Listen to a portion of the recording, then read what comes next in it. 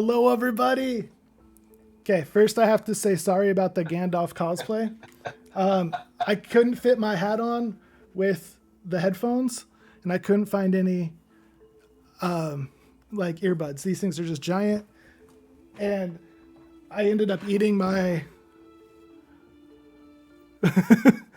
I ended up eating my beard, so this got taken off while I was explaining some game mechanics to these lovely people. It is not a sexy Gandalf. Shush, Ale. All right. So today we've got several characters with us. We've got Marsh, who is played by Echo of Fire. Go ahead and say hello. Hello. Hi, everybody. We also have Maizy. Oh, geez, that picture was giant. That was not supposed to be that giant. My bad. Okay, so that didn't work. Nice crotch shot. Yeah, absolutely. She's a satyr rogue, and she's going to cause lots of trouble. Let's see how this one works. We also have Nasti. Hello, everybody. Played by Killshot. And Maizy is, of course, by Very Katie. So this is going great already. Yeah. I will have to do a pictures for everybody on Instagram and in Discord for a cosplay, because yeah, that's nasty. So this campaign is a campaign I got years ago from Drive-Thru RPG. And so if you like it, you can use that link to buy it and support some small-time creators.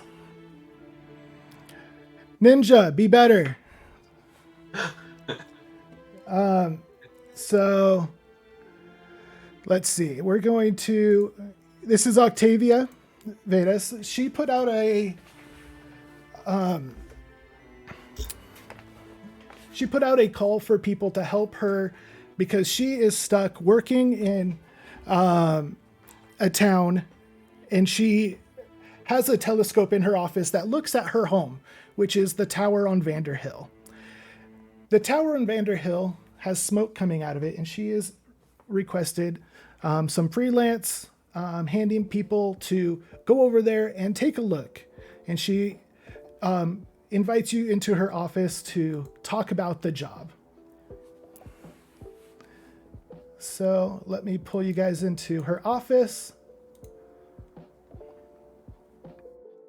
Oh, and I'll take the screen with us. Okay. So you guys walk into her giant office. It's surrounded with candle sconces on the walls. It's got these big velvet couches and seats. A telescope on the northern wall is trained towards the hills. And then there is a giant weapon in the middle that it looks to be glowing because she is enchanting it. She says, come on, come in. And she stands over this weapon and she's like imbuing it with magic. So she invites you guys in.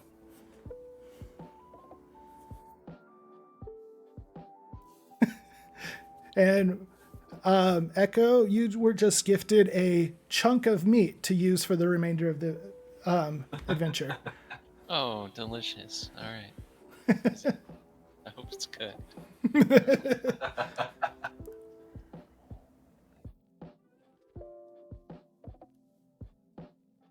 So she invites you in. Come. Are you the ones that I have requested to help? Yes, we are. Oh, very well. I am happy to pay you if you guys help me with this. I have to stay here for the next 6 days enchanting this weapon. Me and my partner Marin, we are stuck here. We take 12-hour shifts enchanting this, and if we walk away, the enchantment and the machinery breaks, so we can't leave to go back to our home. And if you look through that telescope, you will see it is currently smoking, and we don't like that.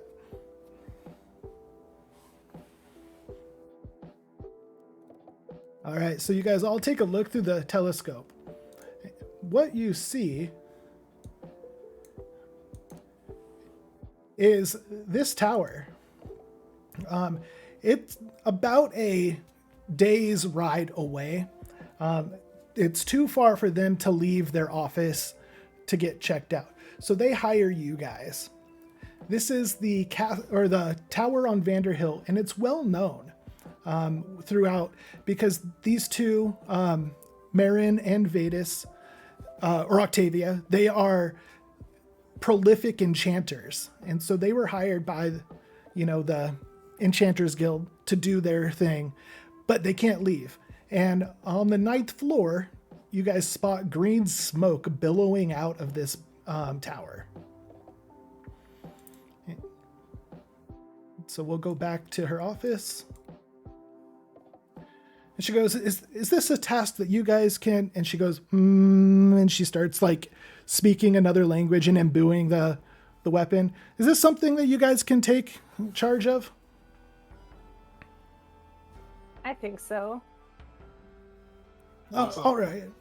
Perfect. And since Maizy spoke up first, she pulls out a ring of sending. So the ring of sending is a ring that is bound to another ring, and the two parties can speak to each other telepathically.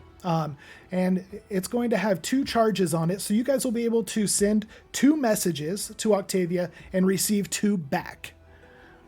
And so she hands it to Maizy and says, this only has 2 charges, but if you have any questions or run into trouble, reach out. And she goes, and to get in the front door of our tower, the words Featherfall. That's the password. And she's like, and be careful. We have a lot of magic around. Thank you. Let's see here. What should we send a message to Olivia? So Octavia? Yeah, so now you have the ring. You don't need to use it right now. She's right here in front of you. So if there's any questions, now is the time to ask. Do you know what would be awaiting us in the tower? Yeah. Oh, well, I don't even know everything. We practice our enchanting all the time. I don't know what enchantments have worn off. She goes, but I did just do some enchanting in the library. Do be careful. It can be quite temperamental. What floor is the library on? Oh, that's an excellent question. The library is on the 7th floor. And what floor is the smoke coming out of? The 9th floor.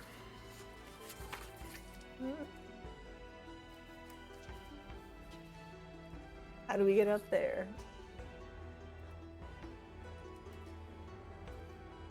So you just follow the main roads north out of town, and it's on Vander Hill. It's a pretty prolific spot. You would be able to see it.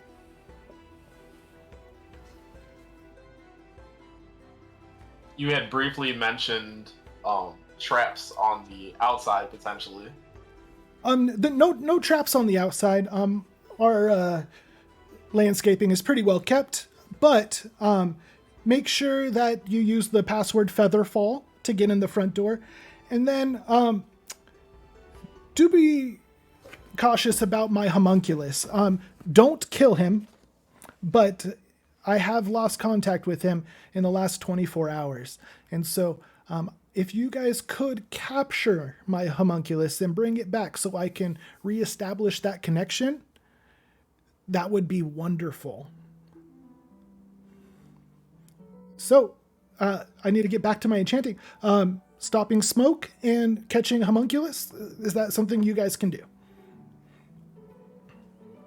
I believe we can. All right. And remember, there's only 2 charges on that ring. So if you need anything, don't hesitate to ask, but use them sparingly. Good. Thank you. All right. So anything else you guys want to do in this location before we run away? I want to look at this book over here. Yes. So it is a book in Elvish. Can you read Elvish? I believe I think you're half elf. So yeah, so it's in Elvish. You'd be able to read it. And it's all about enchanting.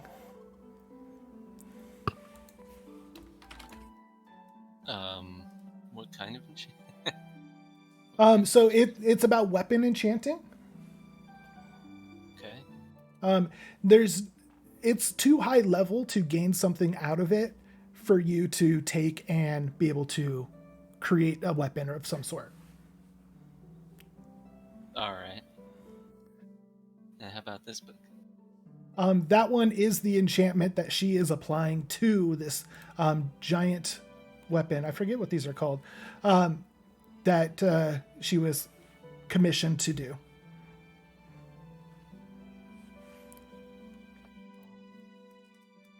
I wish to take another look through the telescope. All right. Is there anything you're looking for in particular? I want to look at the portions of the 7th and the 9th floor from the exterior. 7th and 9th floor? All you're able to see, even after training your eye on it for a few minutes, are windows on both of them, but on the 9th floor, green smoke is coming out. So they have a basement up to 10th. Sounds good. All right. And then, so as you guys approach the tower, you do see a tree and a well outside. The tree, it is right up against the tower, all the way up to about the 4th floor. You see various windows on almost every single floor. And then on the 6th floor, you see a plethora of windows, but that's all you can see from the outside. All right. Could we climb the tree to get to that 3rd floor then? Is that what you would like to do instead of going through the front door? I mean, it seems like we get up there a little faster. Advantage. Survivability though too, based upon if we can all successfully climb the tree. This is true. About if we get close to the tree and I can find an animal to turn into to look, see what's inside that 3rd floor. Maybe it'd be better to go through the front doors to see if we can get resources or more information. Yes, I agree. All right. So you get up to the front, right in front, and the tree, there's very few branches right at the bottom. Being two shorties, one of being, oh no, these aren't the two shorties. So the half elf is frail. What is your strength again? -2. Yeah, Oh, he's no, got 6. he's got a strength of 6 and a -2 modifier. So jumping is not even in the question for Marsh, the half elf. And then the Satyr could probably do it. The dwarf, you got little legs. It's going to be very hard. All right. So what do you guys plan to do? What is your attempt?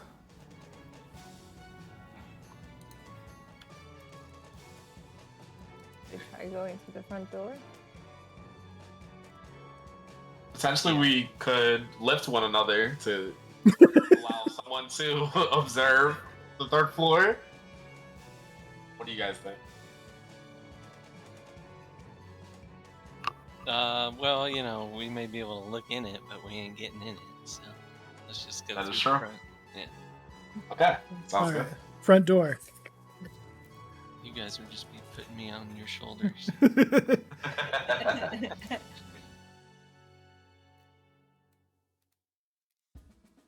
All right, so you guys use Featherfall. You enter the front door, and this is the description of the tower, or the first floor. The tower's main door is set into the eastern wall. As you enter, the first thing you notice is a massive oil portrait of Octavia and her wife Marin hanging on the western wall and flanked by yellow gold hangings. Several armchairs, sofas, and chases of various vibrant colors are arranged pleasingly throughout this room. A blue fire crackles warmly in a stone ring in the center of the room. I moved it to the wall because I didn't have that. But strangely gives off no smoke or heat. Several ornately decorated musical instruments rest in stands along the eastern wall. Mannequins in armor flank the doors in the north and south of this room, 2 per door. They wear expensive-looking breastplates and with spiked palindromes, etched with blue filigree.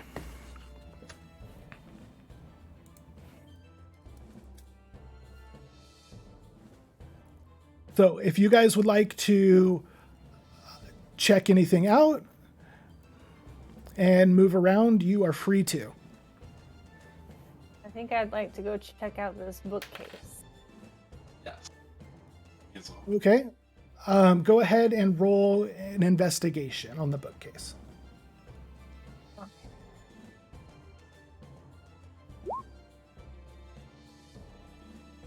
Okay.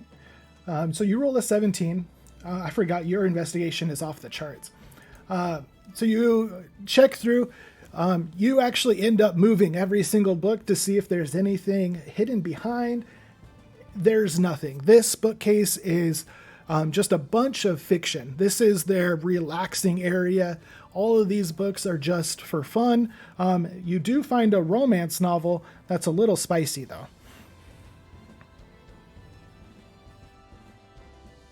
Can I take that and put that in my bag for later or something? Yeah, if a satyr is into that, you absolutely can. It's, it's for a friend. That's for a friend. All right. Marsh, what would you like to do in this room? We looked through that bookcase. We'll go over here. Through this one. Okay. We'll just use the same investigation. All the books are pretty much all the same. There's 50 Shades of Grayscale, and then a whole bunch of other, fiction, mystery, things like that. All right.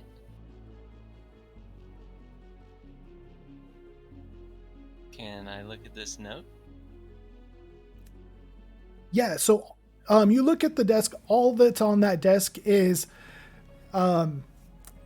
it's stationary for the people who live here. So it's got their address, which is where you're at, and it has a nice pen and ink there.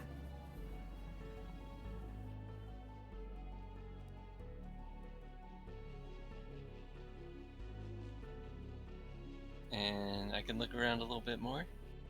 Okay. You look around. The painting catches your eye. It's a portrait of Octavia is seated on a plush lavender chaise and faces the viewer with a welcoming smile. Marin lays with her head on Octavia's lap, playing with a small white dog with googly eyes and a floppy tongue.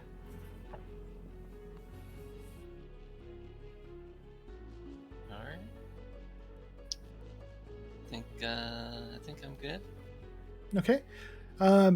As you guys are looking around, you see the homunculus, and it just yells, "Intruders!" And then it leaves through this northern door. No.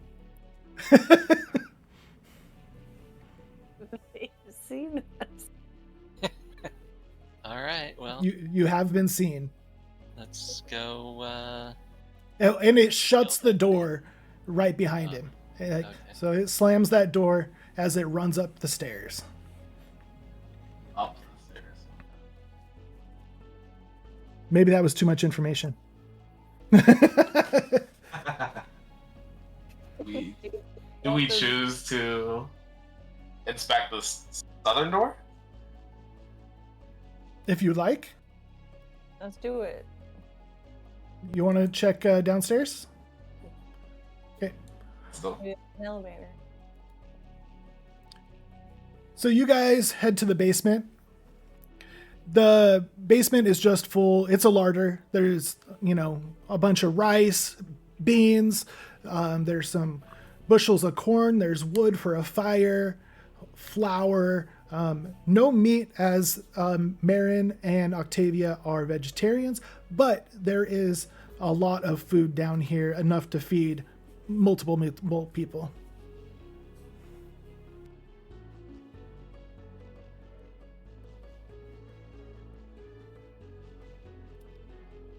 Anything you guys want to look for or do down here?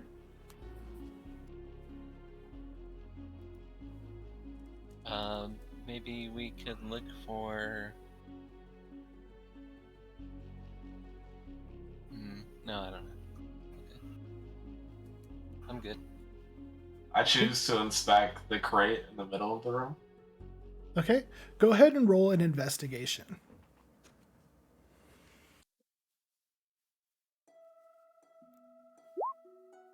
All right.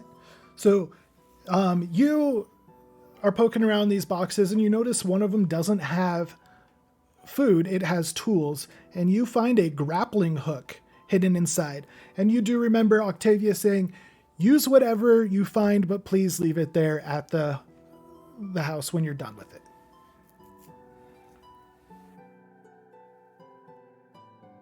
I grab the grappling hook for the adventure ahead. That seems Okay. pretty useful to us right now. All right. Then Nasti has a grappling hook. No, no, no, no. Oh. Let's see.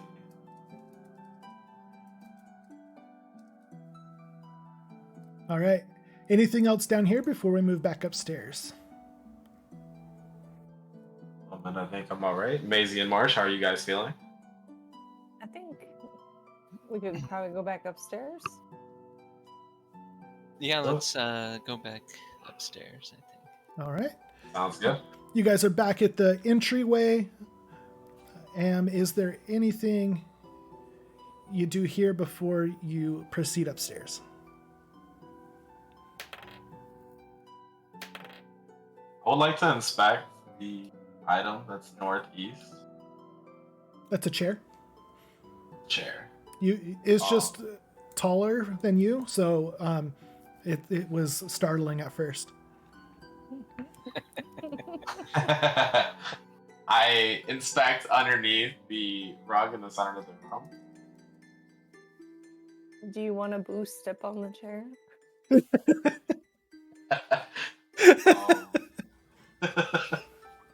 Yes. Can I help him up?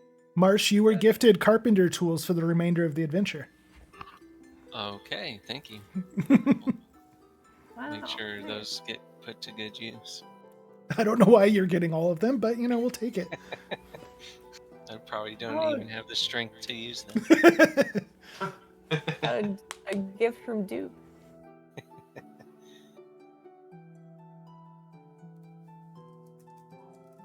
All right.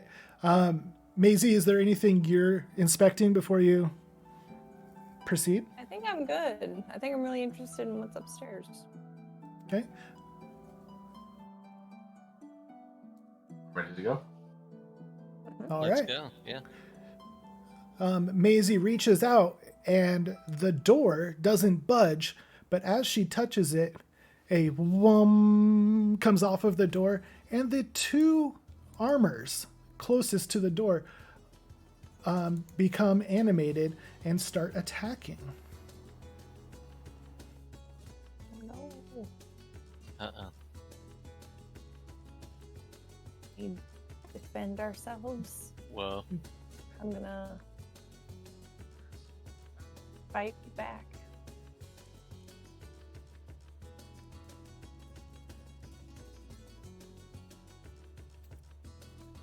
All right.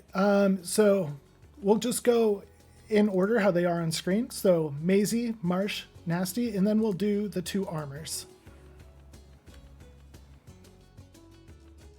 Okay.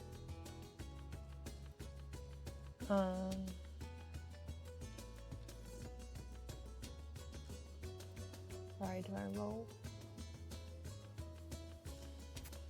Depends what you want to do.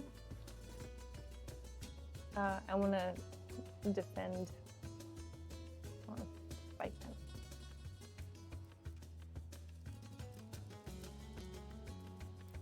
You want to fight just whatever weapon you want to attack with, go ahead and click it on the sheet and it'll roll.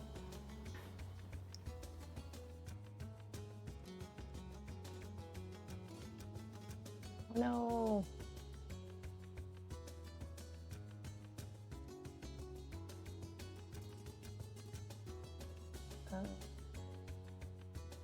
I didn't hit them.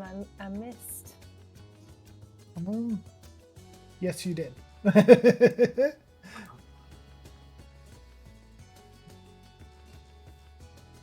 Okay, Marsh, go ahead and do whatever attack you would like. Okay. I can move though, right? Yes, you can move. Okay. I'm moving to back off a little bit, Okay. and I'm gonna do heat metal. Okay, so heat metal is right on them, so you're going to do it before you walk away. Oh, okay. All right. And that does 13 damage. Perfect. And then I'll. Okay. Yep. So I'm still doing pen and paper because that's what I'm used to. All right, Nasti. I begin to back off, and as I do so, Okay. in an effort to protect Maizy, I throw my javelin.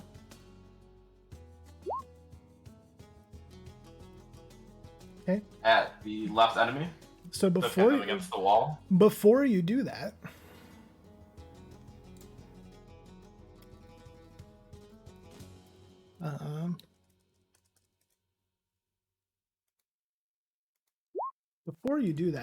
because there was no other NPC, or there's no other player character next to you when you ran away, he did take a attack of opportunity. Does 16 beat your armor class? I believe it does.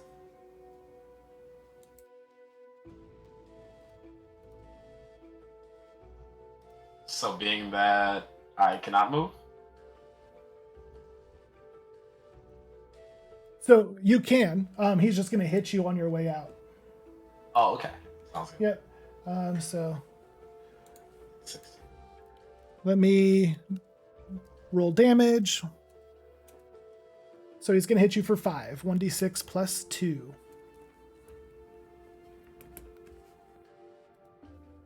Ouch. That hurts.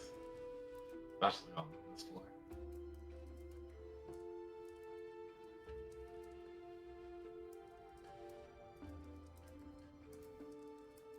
All right. So, Maizy, they're both going to creep up on you.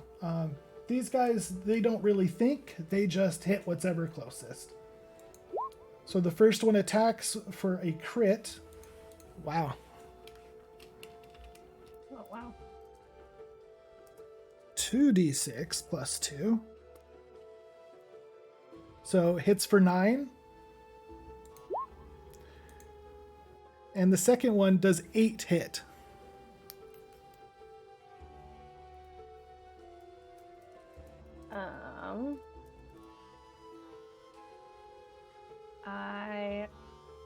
retreat? As So you I can't limp yet. away? Oh, okay. You will very shortly, though. Does the 8 hit, though? I believe it does not. I think you're at 11. Oh, I'm at 12. So your character sheet, and then armor class or AC. Yeah, it's 12. Okay. So the 8 doesn't hit, but the first guy hits you pretty hard. So now it's your turn. Being a rogue, you can use your disengage on your bonus action to exit the area without them hitting you. Okay.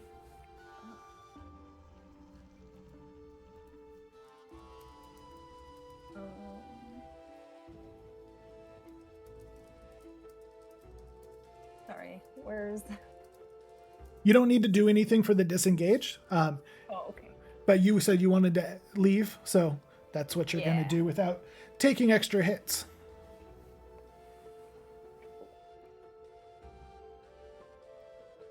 So you use bonus action and your movement. You still have your action, which you could use to attack. Okay. Then I will, as I'm sort of limping away, I'm going to whip out my short bow and try to hit him. Okay.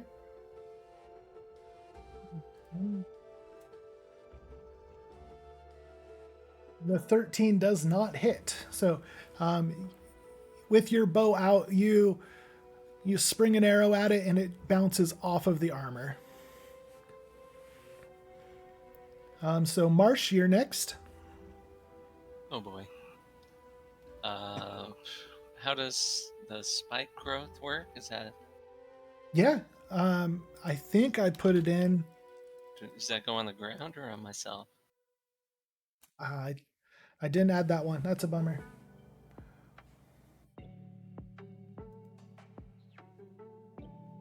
Let's do. I'm gonna look up spike growth real quick Okay. because I always forget these things.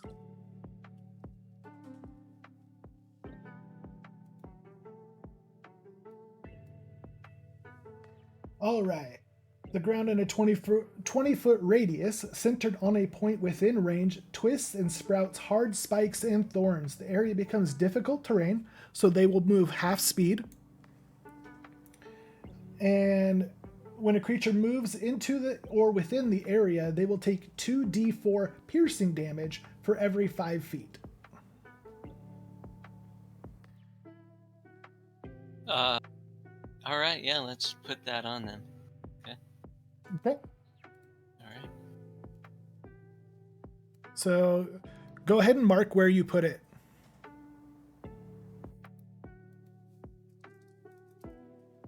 Just so we're not in it. Mm-hmm. Perfect. I think I can mark the area. So 20 feet. Okay. All of that area is spike growth. Go ahead and roll 2d4 because they are in it at the end of this turn. And you can just type that one in. /R. 2d4? Yep, Oh. 2d4.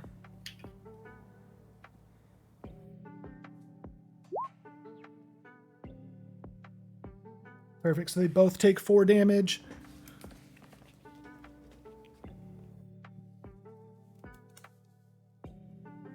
As you do that, this one here on the... Oh, I'm still drawing stuff. Okay. This one here, it kind of stumbles, but it stands back up before its turn. Nasti, your turn.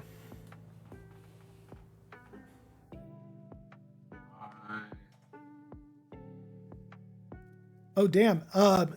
Nasti, you were just gifted a scroll of anti-magic for the rest of the adventure. Sounds good.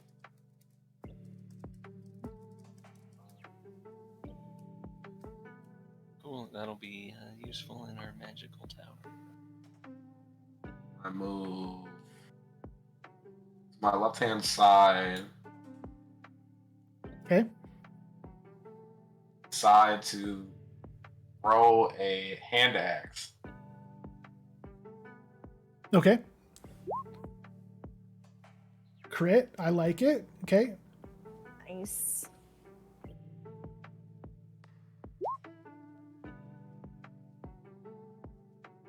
Wow. Almost perfect damage.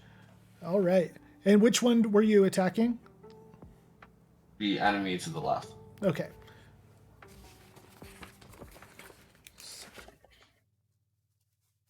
So as you do that one, it stumbles against the wall and then it kind of comes back. It doesn't look nearly as stoic as it looked when we started the fight.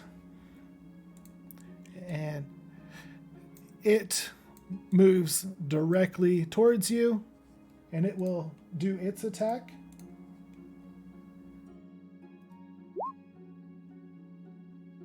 And 7 does not hit, not even close.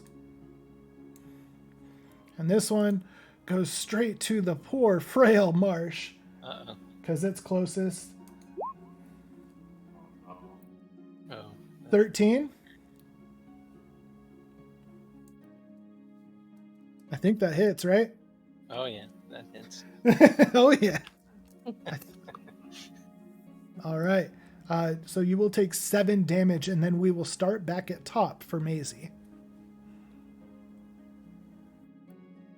Okay.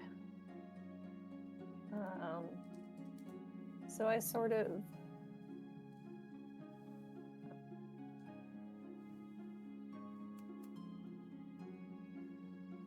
try to assess the situation.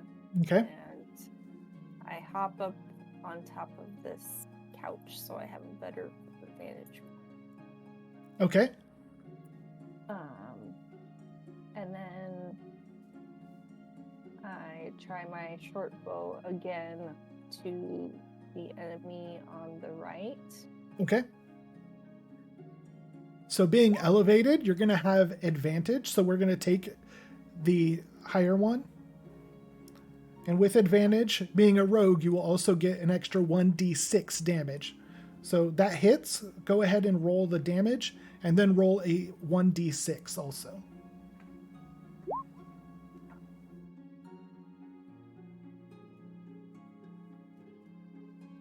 What do I type in? /R, and then 1d6. 1, 6. Beautiful. So you did a total of 9 damage. Awesome. All right. Marsh, back to you. Right in his face. All right. Oh, let's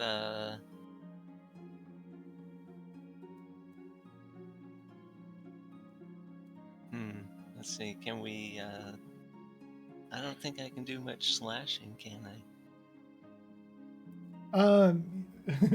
Attack wise, you want to look at your spells.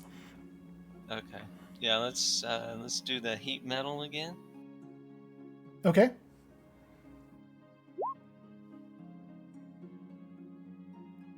And then Okay. I'm gonna back way off over here. Actually, before you back off, this guy falls to the ground.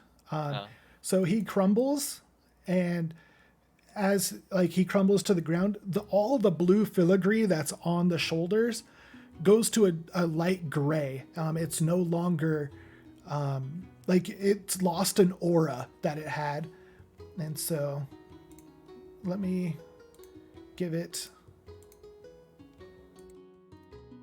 And that aura that it had disappears as it moves back to its spot. Nasti. I take a deep breath of relief because crazy.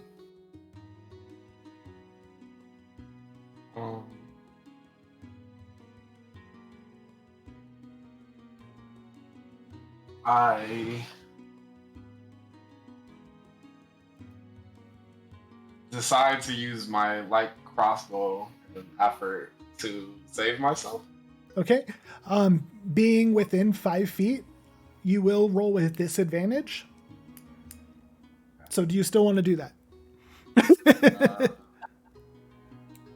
Well, likely I might take damage. You won't take damage. They will probably take less damage or no damage. Okay. So in an effort to save my life, is this a table right here? Yeah. So you can use your bonus action to disengage. Okay. Actually, I think you have to use your actual action because you're not a rogue. So if you want to, instead of attacking, you want to use your action to disengage, you can. But then as a fighter, you do have other things you can do. Okay. Do I have to press anything to disengage? No. Nope. No. Okay, sounds good. Then I use second wind. Okay. So go ahead and roll the 1d10.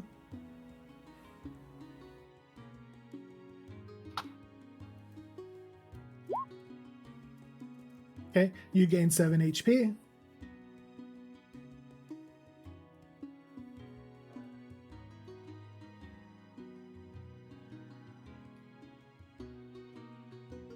I can still do one action, correct? Yeah.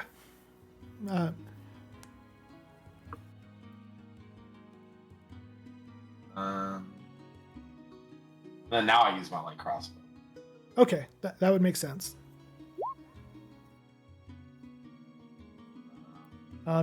You miss. Okay, so all three of you are about the same distance apart. So I'm going to roll a 1d6 that I've got on my table. And that's going to choose who this thing goes after. I'm sorry, team. All right. Oh no! Oh no! I got a 5. It was 1, 2 down here, 3, 4 in the middle, 5, 6 on top. I'm sorry I keep hitting you.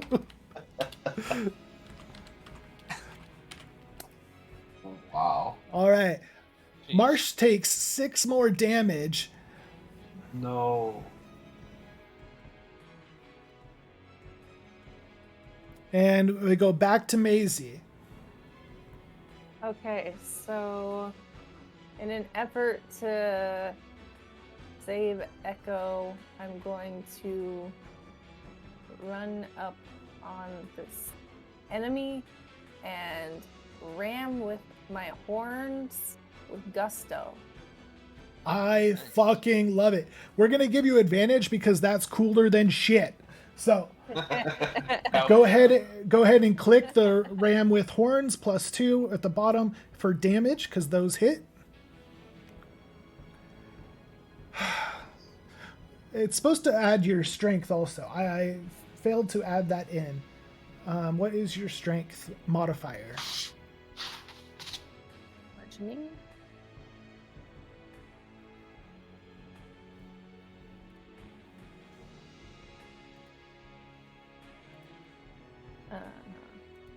So character sheet. Oh, that's why. There is no strength modifier for you. Okay. Cool. So you do 2 damage to that guy.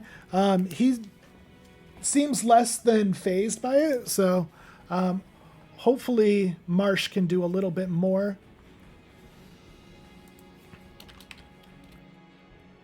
Oh, okay. All right. Well, let's. Can I heat metal again, or am I allowed? Yeah.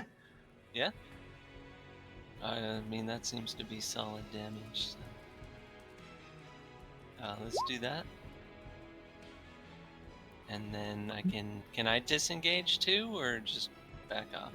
Yeah, you can disengage. Okay. How far does disengage go? Disengage means going 1, and then you can use your movement. Okay. All right. I'm out of there. All right, Nasti.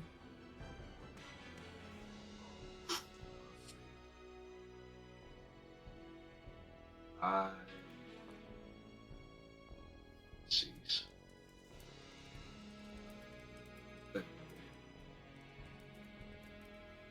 I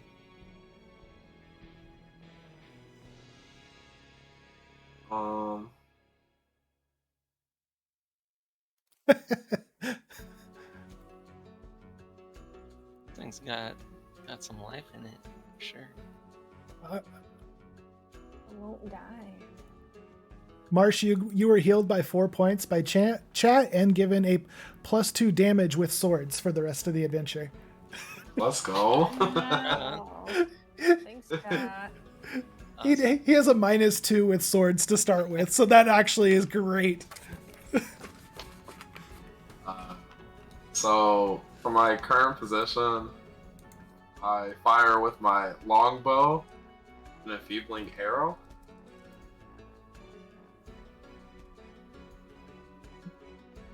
Okay, which one? Take one step forward. My longbow, and then enfeebling arrow. Beautiful. Go ahead and roll damage.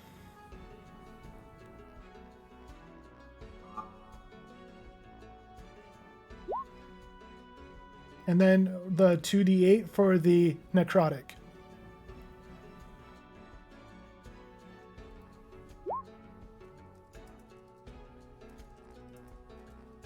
Okay, you crumble this thing to the ground. It just... Yay. Cool. Let's go. Good job. All right. So, the spike growth, Marsh, do you let that go? Yes, yeah. Okay. Okay, I wasn't sure if it stayed, actually.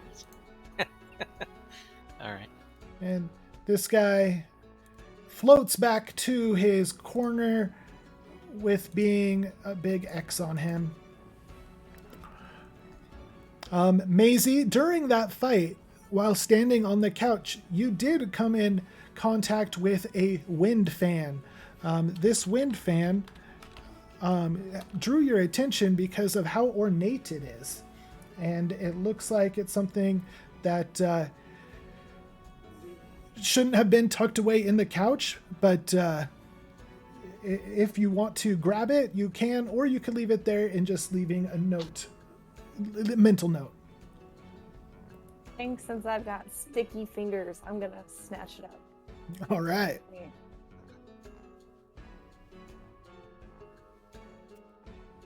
Do I need to roll for that? Nope, you snag it. All right. And you guys head upstairs? Yes. Let's Are go. we... Can we rest before? You could do a short rest, yeah. Short rest. Yeah, you would expend however many, what do you call them? The hit die that you'd like.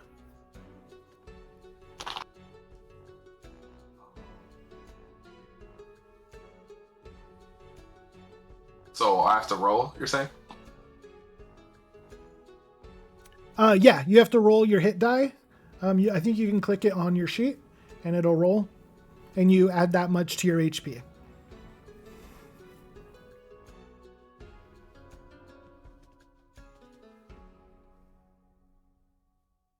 Perfect. Okay. Add 13 HP. So you guys go up the stairs. Did anybody else want to heal up? I might as well, right? Okay, so you can roll a hit die. Okay, then you're healed for another 6. And Itchy is not in this room. Where's it track my current health? So on your sheet, it says hit point maximum 21. You type in where it says current hit points just underneath. It'll be a bigger box. Oh, so I've been having to keep track this whole time. Oh, my bad. So How do I roll it? Just click the hit die. It's in the middle on the bottom left of the first box.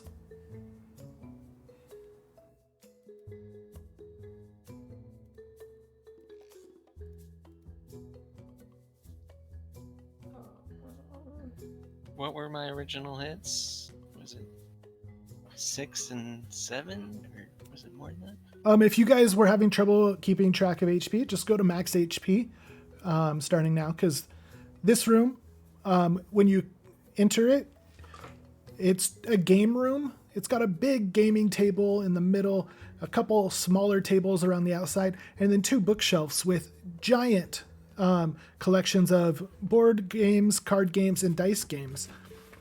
And I'm going to read it real quick. A large, round, segmented mahogany table stands on a woven green rug, surrounded by 8 finely upholstered blue chairs. I only put 4 chairs. Oh well. Several similar small tables with matching chairs are scattered throughout the room. There are shelves along the western wall. A prominent painting hangs on the eastern wall above a stately tiled fireplace, blazing with purple flames. No heat or smoke coming off of the flames.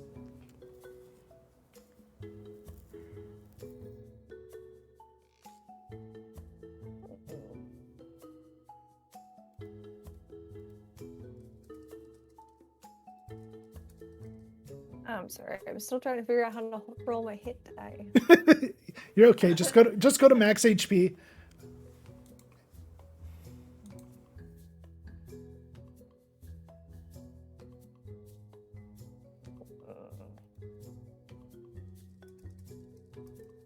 Sorry, I'm lost on this document. It's very dense. You're okay.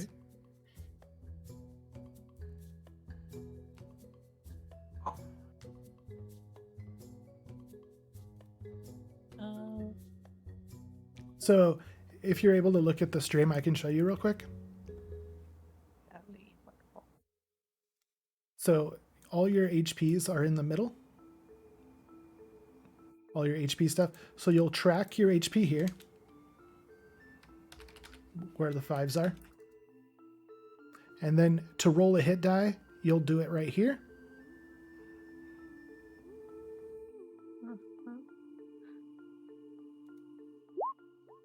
That rolls it for you. And I don't know why I had things at a different size. That was weird. Okay.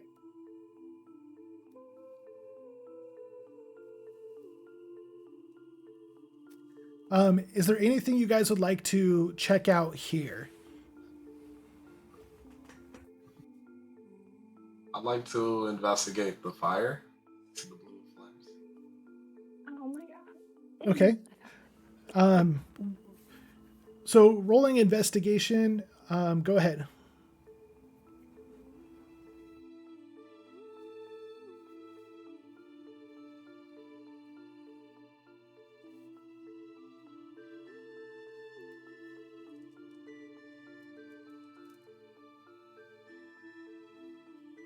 All right. So with your investigation check, you check all around this flame. You don't see anything noticeable about it other than there's no heat and there's no smoke. Obviously, it's some type of magical flame, but you don't see anything that surprises you other than that. It is a purple flame, though.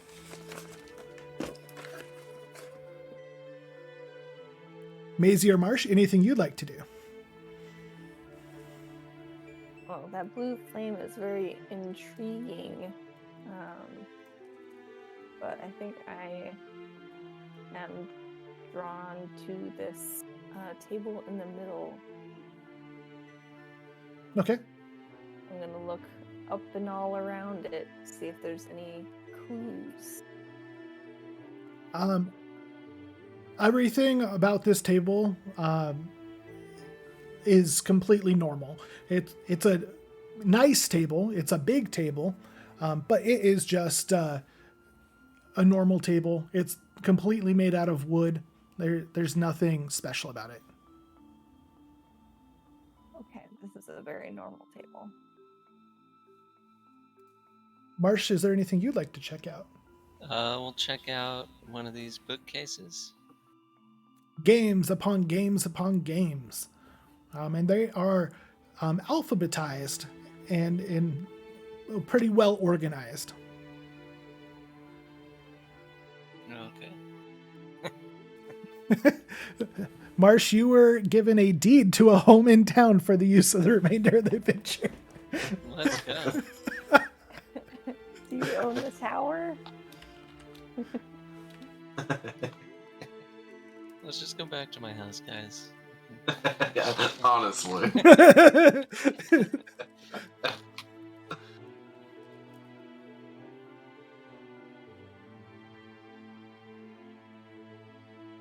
Okay.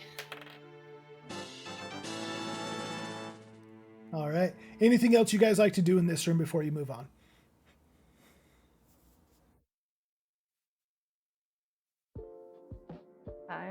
I'm curious as to what's on the third floor, unless you guys want to look around some more. I'm good. Let's move on. All right. Yeah. I'm ready to go as well.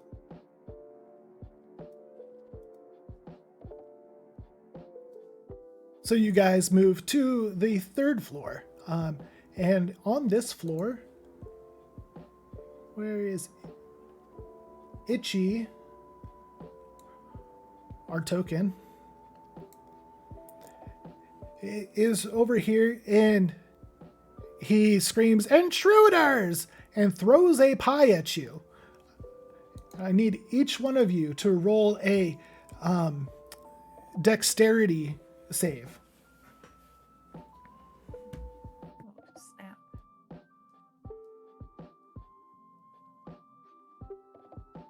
Okay. So let me read the information for this dining room and kitchen. The scent of freshly... Wait, I did move you guys as players, right? Yes, okay. The scent of freshly baked huckleberry pies wafts through the air here. Several stacks of pies rest on a windowsill on the eastern wall, the window thrown wide open, overlooking the generous boughs of the oak tree outside. The rest of the room consists of a kitchen area in the eastern half, divided by a chest-high wall from the western half, which contains several mahogany tables and chairs. In front of each chair is a perfect table setting, complete with lavender-colored cloth napkins. A cheerful fireplace crackles brightly in the western wall with unnaturally red flames. A startling sound pierces the air as something clatters out of sight in the kitchen. So while Itchy is over here, something over here makes some noise. And you guys failed the dexterity save and will be taking some damage from an exploding pie that was just sent at you. So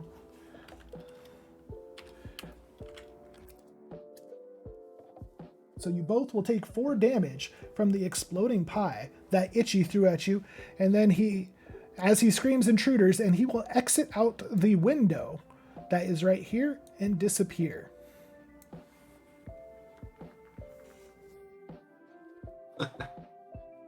Wonderful. What a mess. All right. After taking damage, being startled, and diving out of the way, what would you guys like to do? A noise did emanate from this area.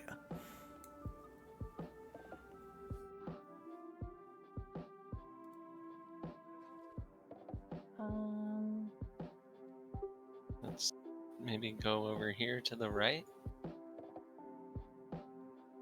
Sounds good. Peek around the wall. Sure. Okay. Investigate. Go ahead and roll. No, you don't need to roll. So when you guys get far enough over there, this is a Wookiee, but just use your imagination. You see Pearl, the dog. The dog runs towards you, full speed. It's about 2 pounds of a dog who has been eating different confectionaries that it found in this room. So its mouth is like full of just, a bunch of sweets and berries and other things. And it runs at you guys, and it's got a big collar that says Pearl on it.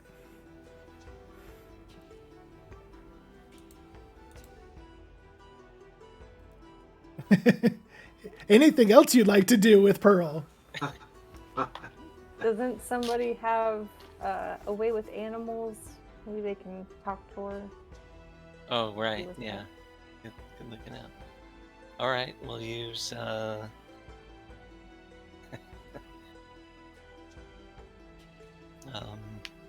Can we talk to the? Can we talk to the animal? How we do? Yeah, if you want to roll, does anybody have speak with animals?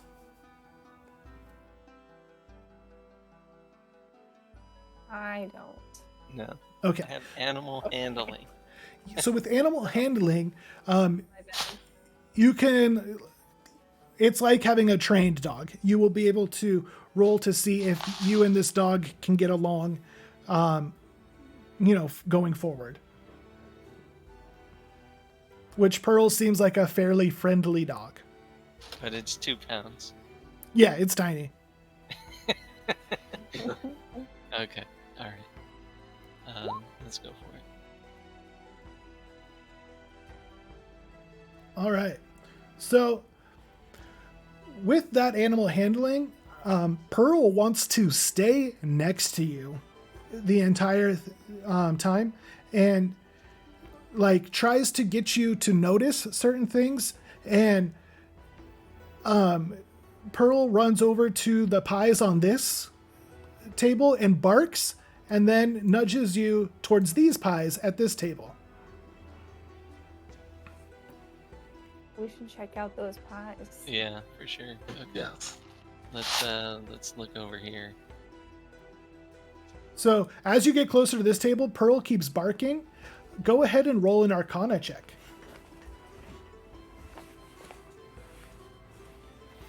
All right. So you look at these pies and you notice that there are runes on the top of these pies, and they are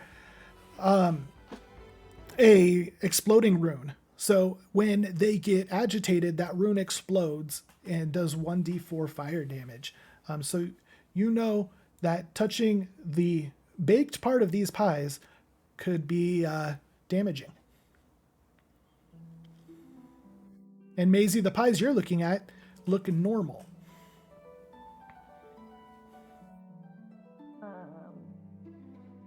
I don't think we should touch those pies. Yeah. Let's leave the pies alone. I don't even know about these pies, but they seem a little safer. But what do you guys think? I'll just leave the pies alone, I think. For now. Yes. See what That seems like a safe bet. Pearl says later. Can we look out the window to see your little whatever it's called? Itchy? Nice. Humaculus? Yeah. The homunculus, yeah. So, Itchy is on the tree just outside. And it looks like he is traveling down the tree into the windows of the game room.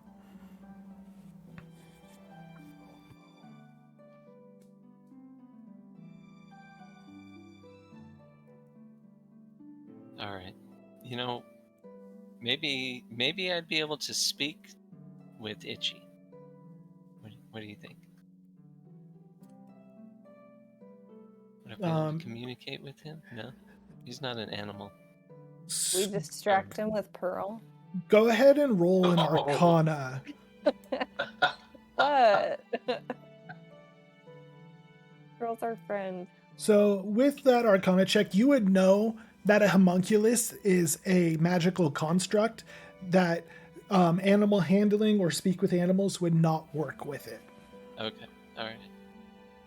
I didn't think of that before. But... All right. Let's not feed Pearl to Itchy, but they were in here. Yeah, they were in there happily together. Itchy didn't eat Pearl, so. Itchy's only a tiny bit bigger than Pearl. Oh.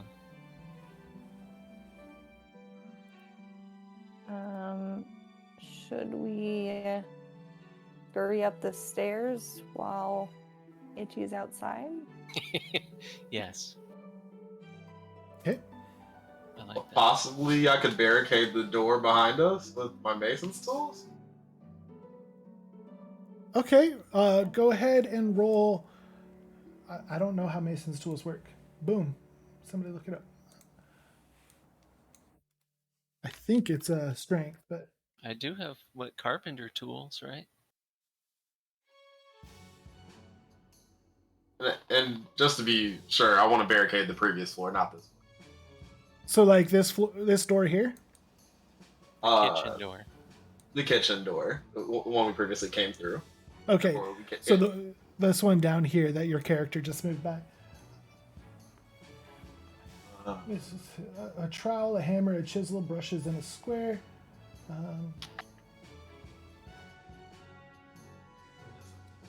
You're not showing the same room. So yeah, on his screen he has it. My bad.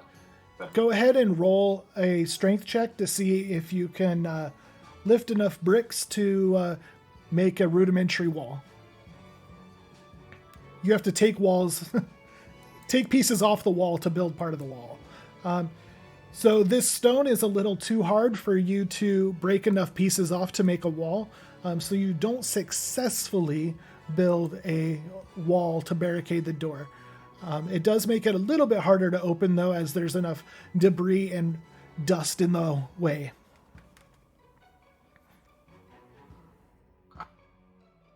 Good try. For sure. All right. Anything else you guys would like to do in this room before we move up the stairs? We're good to move on. I already moved you guys on. I'm sorry. Yeah. So, you guys are now in the smoking lounge. This room is filled with a smoky haze. A soft purple rug rests in front of the entryway. Several luxuriously plush sofas line the walls of the room, circling a pit of green flames in the center. End tables are stationed throughout the room, each containing either pipe racks or elaborate glass devices partially filled with strange colored liquids and flexible tubes attached to them. A stone golem lounges on one of the sofas, its feet up on the table, gently sucking on one of the tubes. So, this guy is smoking.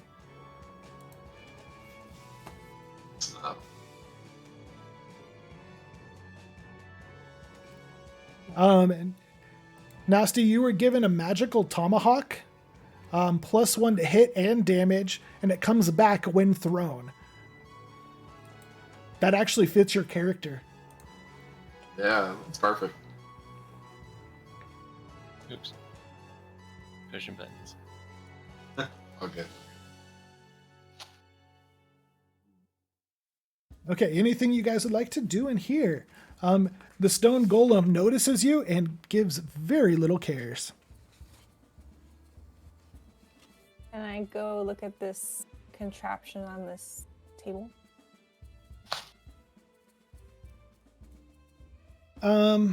Yes. One moment. I could be perceiving things to be special that are not. Again, that seems to be a theme. But this looks very interesting, so I want to check it out. Hey, where's Pearl? So yeah, Pearl is following. Okay. She just here. Yeah, Or just assume she's following. They're here. Unless you guys do something. And Leet saw what I just pulled up.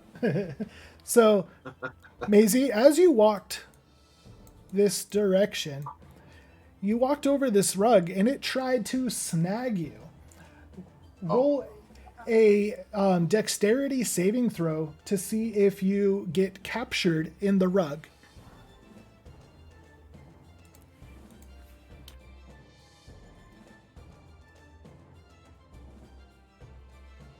Okay.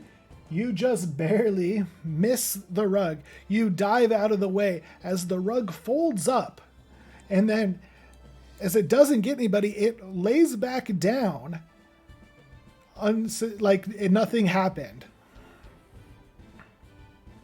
Did you guys see that? Nick, Yeah. Rug almost got me. Yeah. That was crazy. Same. And as the rug does like the wave trying to capture you, the golem over here off to the side just goes, whoo! Look at that. Oh, I don't know if I like the vibes in here. Yeah, honestly. I don't want to fight that golem. The golem goes, you don't like the vibes? Come join me with the peace pipe. He hasn't invited us to chill. True. Pretty chill. Pretty chill. I don't know. I feel like I'm interrupting some self-care time here. Maybe. But perhaps we might be able to get some assistance on our journey. It's true. We try to talk to the golem, see what's up with this Little people. dwarf, you need some assistance?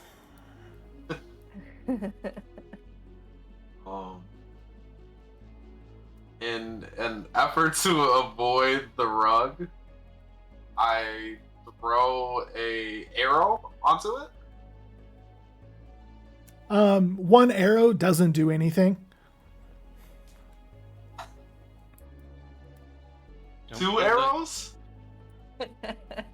So when the second arrow hits, the rug rolls it up, and it's like now a perfectly rolled rug in the middle of this place.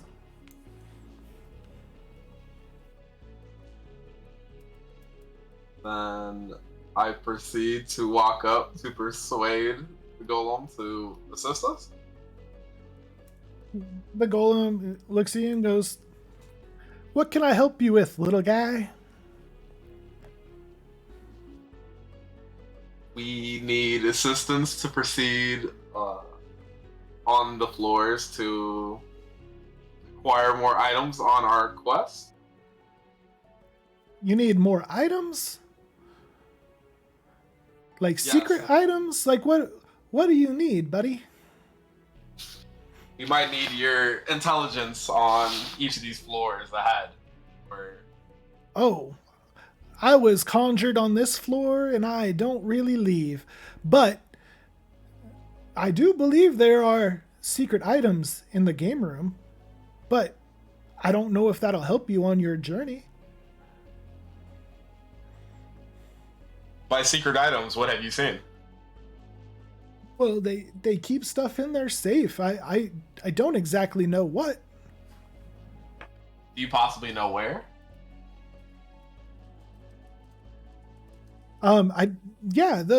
The secret items, they're behind the and he kind of fades off and he goes, "Just pay attention to the fires." Hmm.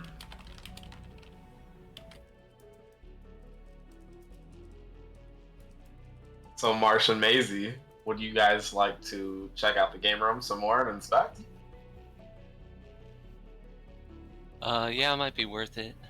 But first let's check this out over here. What is this? So there's just a plethora of bongs to smoke different types of D&D weeds.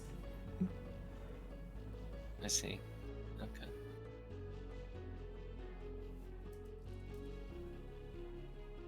Well, So now do we proceed back? yeah, that's what I'm thinking. He goes, "Just remember, keep an eye on the fires." Well, Itchy's in there, so So There's a lot about fires. okay, so you guys are backtracking? Yes. Okay. So into the dining room. And then into the game room, which is the second floor.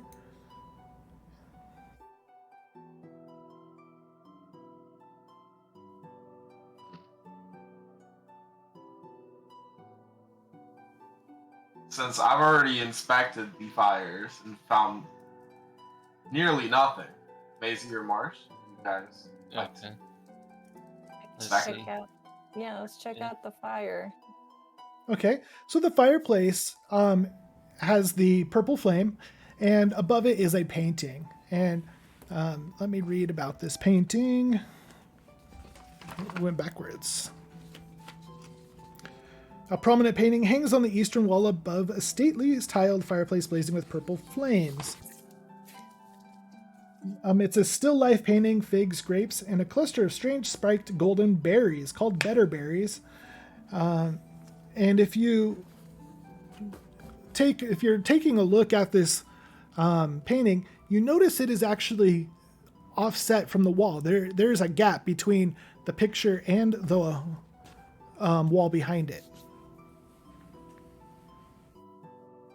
I'm gonna reach my hand up and try to see what's behind the painting. So the painting moves easily, and there is a safe behind it, and then there are 4 buttons, and the buttons are red, purple, blue, and green.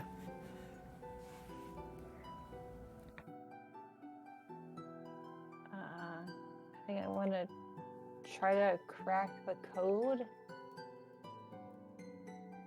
Okay, go ahead and roll an Arcana check.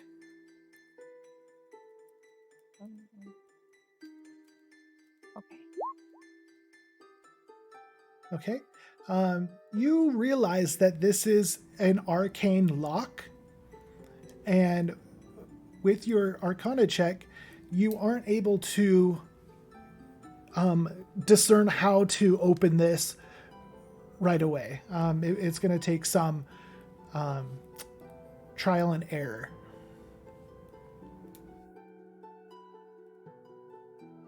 I don't know how to open this. You are now by yourself, standing in a dark room. Can I try? The pungent stench of mildew emanates from the wet dungeon walls. Where are the Cheetos? Okay. Definitely not. May I try as well? Please. Okay, so Nasti, you don't have Arcana as a primary, so Okay. you could try the 4 buttons.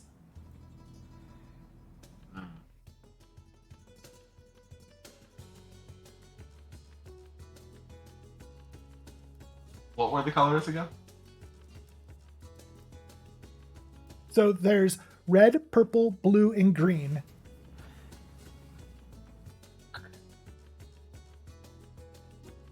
Flames are purple. So I attempt the purple button. You press the purple button first, and it shocks you, and you take 1 damage.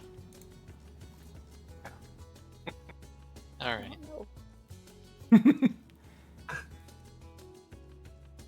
I attempt the blue button. You hit the blue button, and you do not get shocked.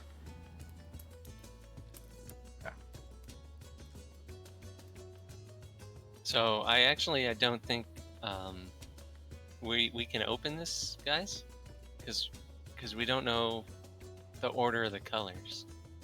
So the blue worked because the first floor's fire was blue, right? When we came in, and then this was purple, so we know blue and purple, but we don't know the other 2 colors. So you do, because you went there. So I'll read them again. The dining room and kitchen. A cheerful fireplace crackles brightly in the western wall with unnaturally red flames. And then the smoking lounge. A stone golem lounges on the... Nope, that's the wrong line. Glass devices, parts to fill with strange colored liquids. Boop, boop, boop, boop.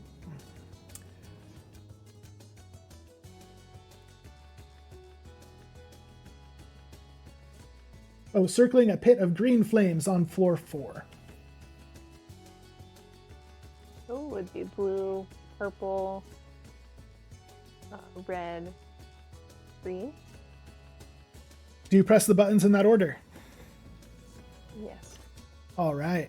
So as you press the buttons in that order, the arcane lock unseals, opens up, and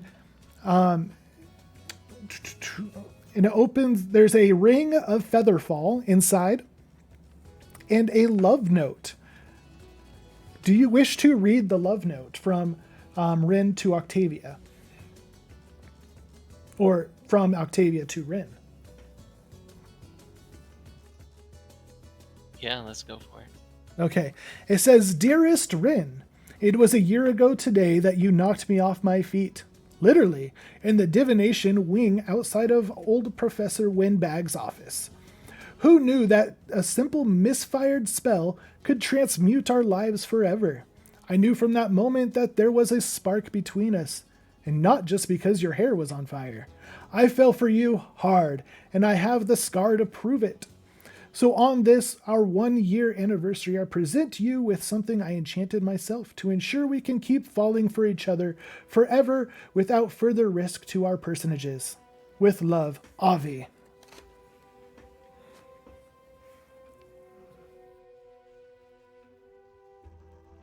All right. Okay. Let's take that ring of Featherfall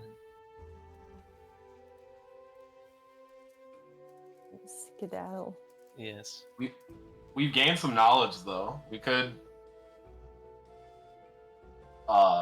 use the transponder, I believe, and communicate something about this letter, or we can wait.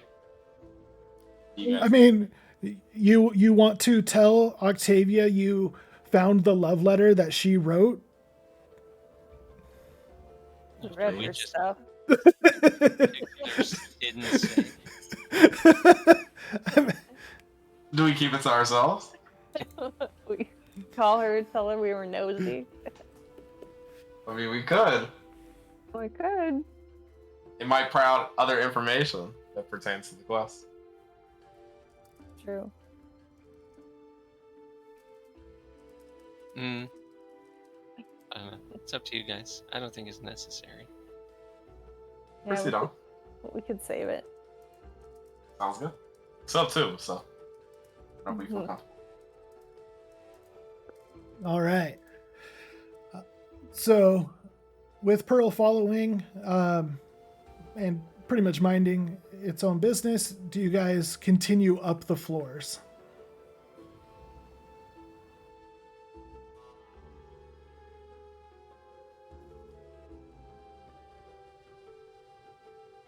Right? Yes. Okay. Cool. So back to the smoking lounge. The rug has since spit out 2 arrows off to the side and is back in its very normal rug-looking position. I know the tricks here. We should go around the rug. Yes, I believe. That's a good idea.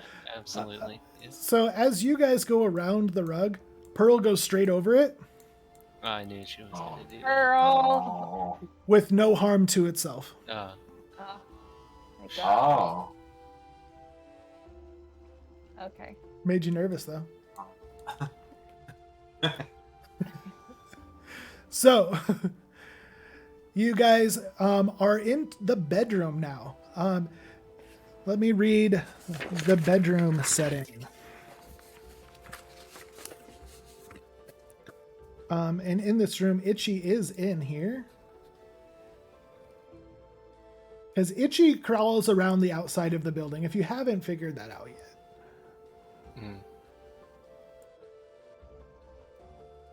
Guys, Outside the building? Itchy's kind of a bee. You find yourselves in a luxurious bedroom. What's up, Asian? A large 4-poster bed with fringed velvet bed curtains reclines along one wall with a filigreed chest at its foot. Fluffy, fainting couches, rugged armoires, and an ornate dressing table furnish the room. A fireman's pole reaches through a hole in the ceiling to the northern side of the room. So you guys can see that here.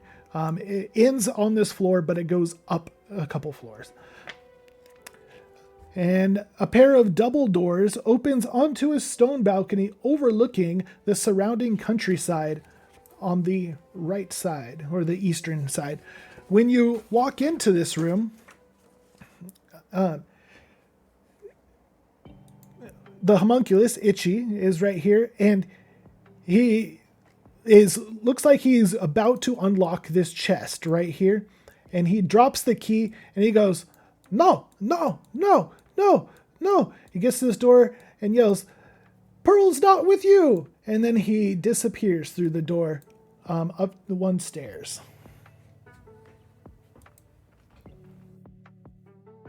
Y'all, where's Pearl?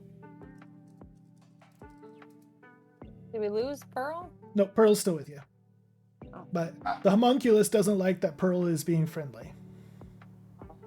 He's jealous. All right. Okay. Let's keep Pearl next to us. It's with an advantage. Yes. Protect Pearl at all costs. Don't let her Should, get swallowed up by the rug.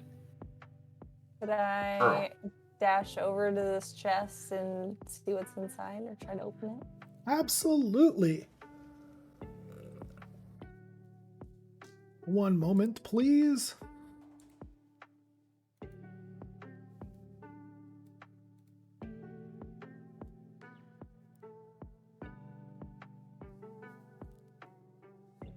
So the chest instantly tries to grab you. Oh. Oh my god, not again. Damn it. So the whole chat saw it coming. So go ahead and roll a to see if you get grappled by it. A strength saving throw.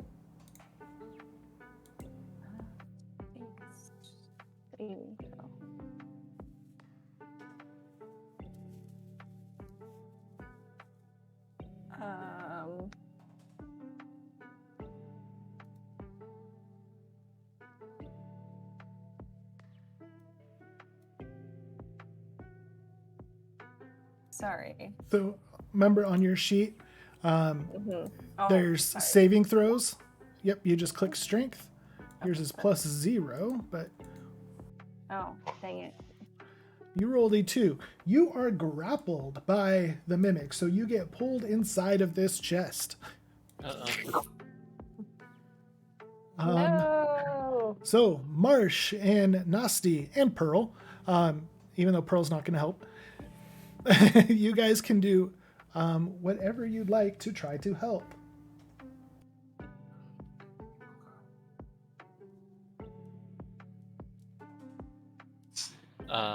Does she have the key? So the key was fake. When Maizy went to use it, the key was just on the ground. She didn't even touch it. Oh. And before she even went to reach for it, the chest lunged out to get her.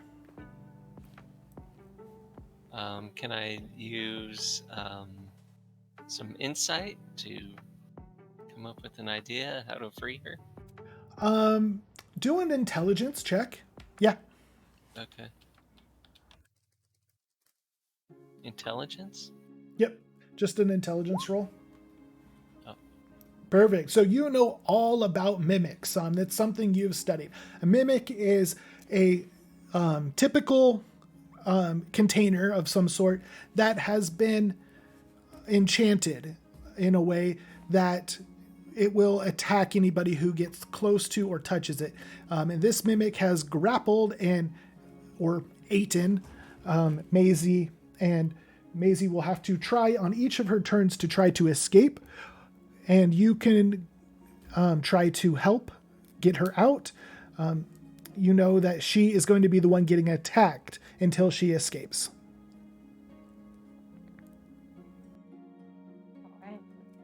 All right. Well, to get her out, I do have some carpenter tools. So you would know that a mimic is a creature. Like, it's a construct. You need to beat the magic out of it. Okay.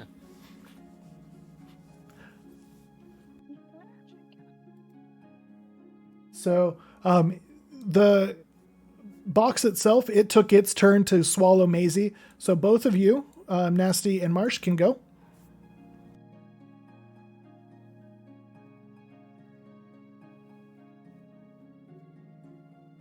And then if if I do a spell, is it gonna hurt Maizy? No. Okay. Let's heat metal. Is it metal? Metal on it? It is not. Okay. Can we try to hit it with my scimitar? Absolutely. Okay.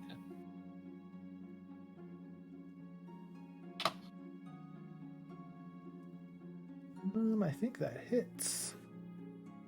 It does. You do hit.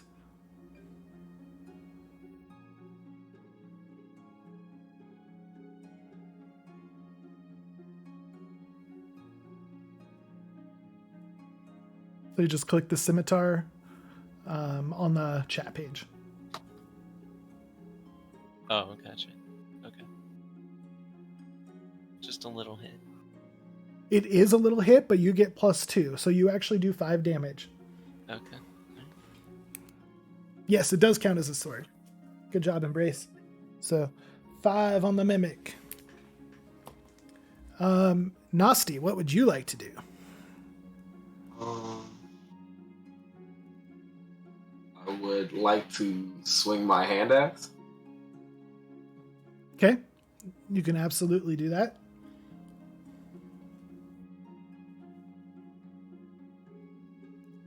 So 10 does not hit. So you swing at it, and for some reason you just kind of bounced off of it, and you don't end up doing damage to it. I do believe as a fighter you can do an attack for your bonus action. Action surge? Yes.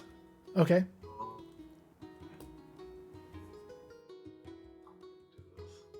I swing again with my hand axe.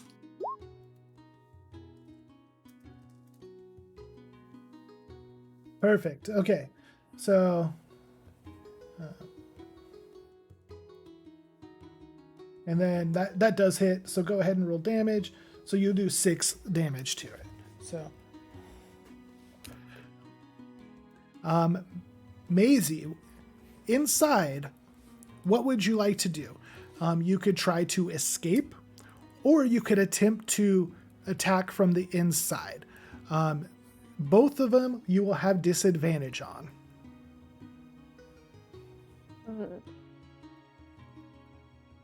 Is there a way for me to use my intelligence or investigation to get out of here? No. Good try. Then I guess I'm getting kind of restless and claustrophobic in here, so I'm just gonna go ham with my dagger Okay. inside and see what happens. 16 does hit. Yeah.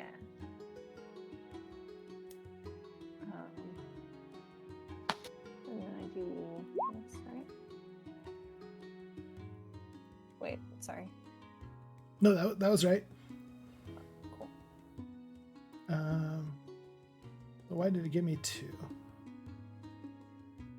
Okay, so you do 7 damage to it. And it does not expel you. It was not quite enough damage. I hit it pretty good. You hit it pretty good, but you are still stuck inside. Okay. I'll let you do as a bonus action trying to escape. You won't have any movement, but we'll try to get you expelled. So go ahead and roll a strength check.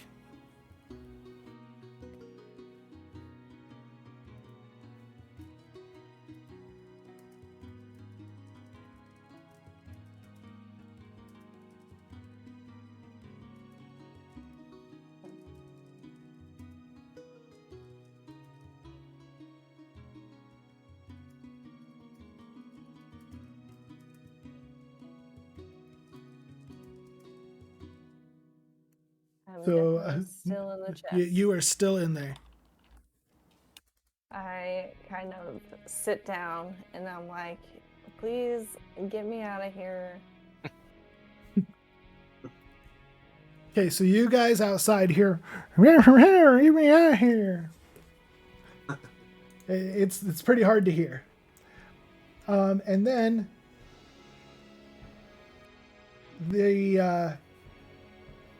you see this chest just like bounce up and down and just clamp down on Maizy, doing a bite attack.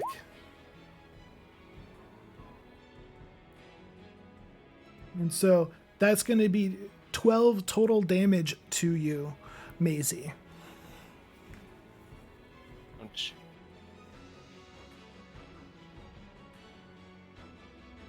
Not feeling good. Mm-mm.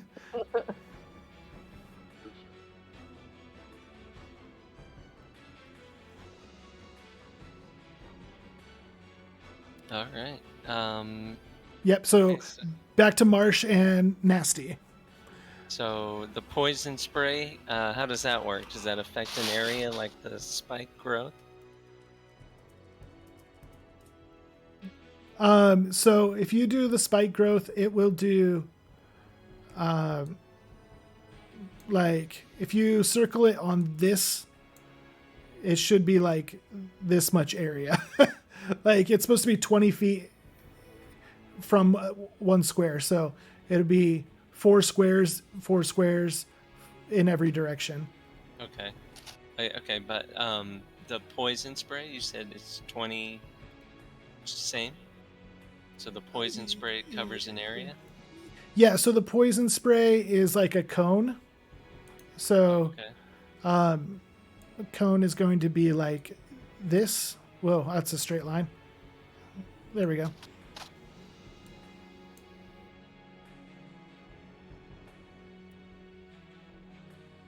Okay. Oh, I see. Yeah. And then does it stay there for a certain amount of time? No, it's just a single attack. Okay. All right. Let's try it. Let's switch it up. Do something new.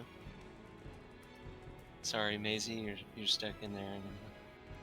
She's stuck in there, but she's safe from your guys' attacks while she's in there. Let's do it. I'm gathering a plan. It's okay. All right. So you do 8 poison damage, but it doesn't seem to affect the mimic at all. Okay. And Nasti, what would you like to do?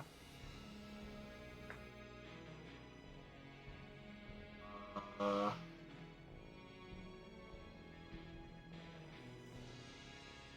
would like to back off away from the mimic, Okay. and then use my longbow with an enfeebling arrow. Okay. Oh, so you expend way too much energy trying to do the enfeebling arrow that you actually snap the arrow and you don't get to even shoot it this turn because you did a crit fail.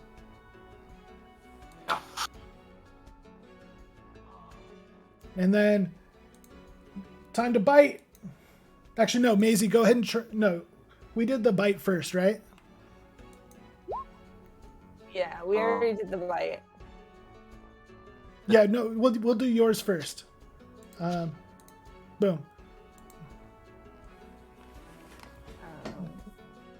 Sorry, what am I rolling? You're gonna do a strength check again to try to escape, or you're gonna do the attack.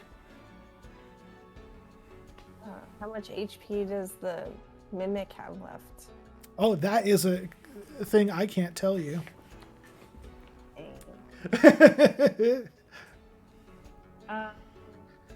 So I am going to try to rev up again and try my dagger thing. Okay. Wait, no. No? I'm not. Okay. Instead, I'm gonna pull out my short sword. Ooh. Just gonna try to slice and dice this mimic from the inside. Okay. Nice. And we're gonna give it a go. Oh, nice. You rolled well on both of them. So you do hit.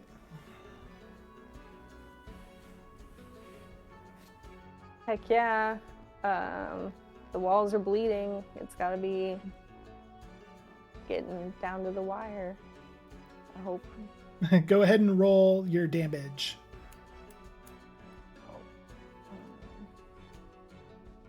Oh my. I'm sorry, but that is not very much.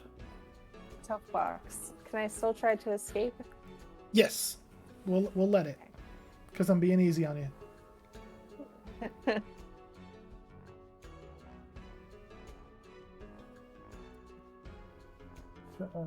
Let's see.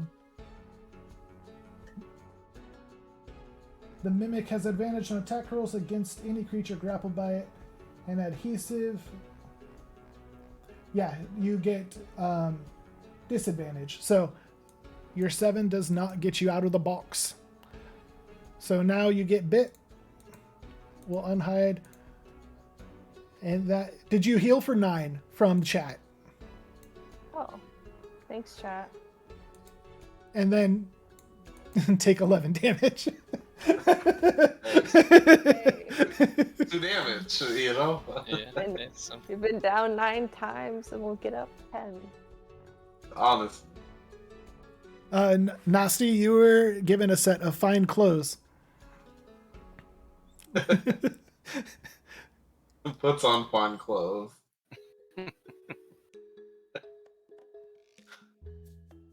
My funeral, apparently.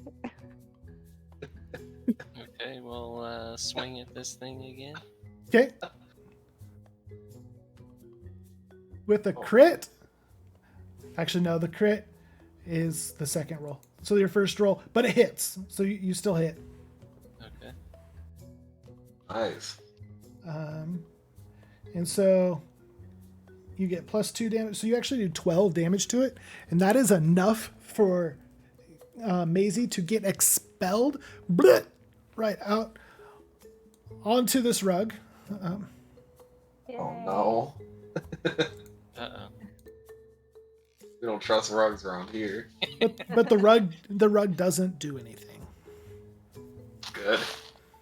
Thank God. So the mimic itself, with all the blue filigree that's on it, that was a hint that it was enchanted. It fades to gray, and it is no longer looking menacingly at you.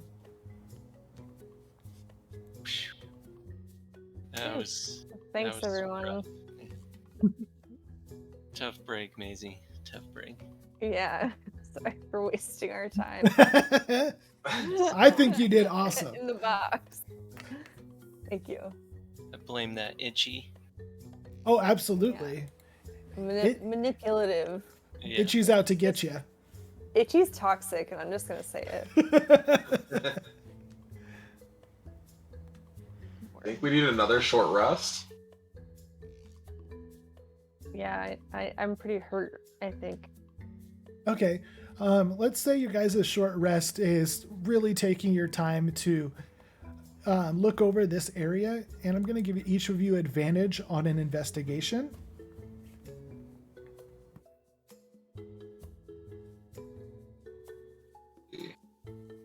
Okay. I want to look through the dresser. That's a dresser? Right? It's a dresser with clothing. Okay. Lots of women's clothing, because 2 women live here. Wow, now I feel a little... Yeah, that was weird.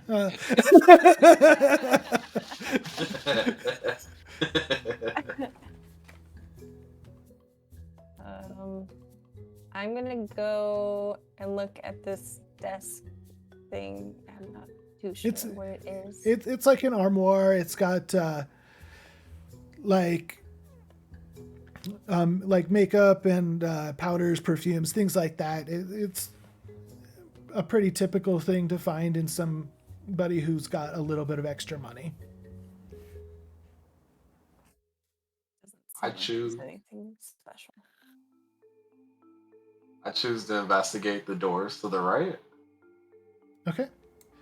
So you open the doors, and it shows you out to a balcony. Nasti, go ahead and roll an investigation check.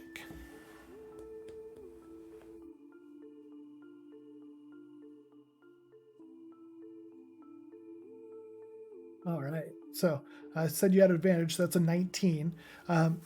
You're looking around outside on this balcony, and you notice that there are sets of stones that are sticking out that make a very easy, like a ladder almost to the next floor.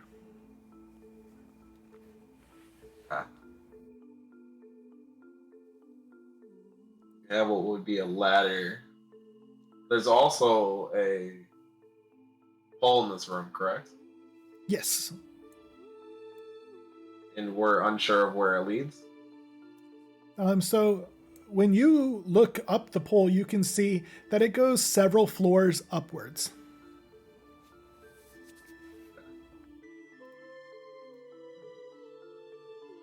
Should we go up that way? I think if we take the outer route, we go up a floor, we might be able to get the advantage on that floor. We can inspect and we can come back to this floor if we need to. I'm pretty sure it wouldn't crumble. But who's to say? So remember, you did see Itchy just go through this, up the stairs. Yes. Yeah, we're gonna chase him. We have Pearl. So. True. Yeah. Pearl is following Marsh around. Right. And we do notice that enemies are starting to appear on each of these floors. So possibly on the next floor with Itchy, there will be enemies. Oh yeah, for sure. So if we go up the wall outside, if we can even go up, if we can even make it up, I'm sure that's going to be some sort of strain. I'm sorry. That's okay. I was gonna ask if I can do a sneak attack on Itchy, but I don't really want to hurt Itchy. I'm just trying to get information. Instead of sneak attack, you could stealth after him. Yeah, I'll stalk Itchy. Oh, that's good. Okay. Okay, go ahead and roll your stealth.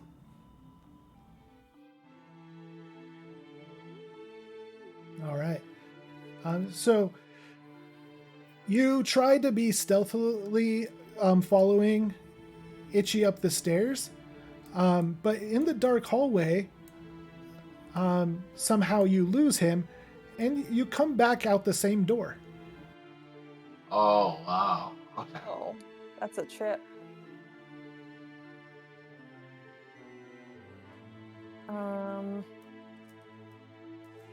Yeah, I lost him, guys. Sorry.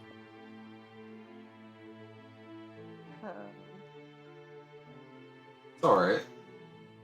I do think if we take the outer route, we might possibly be able to check the floor if you weren't able to find Itchy up the stairs. Yeah, that way it doesn't work. Or would you guys like to proceed and go up the pole?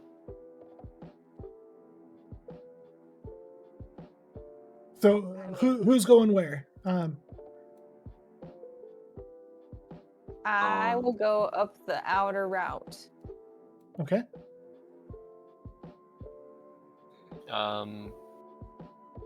So we can't go through this door. It's too dark.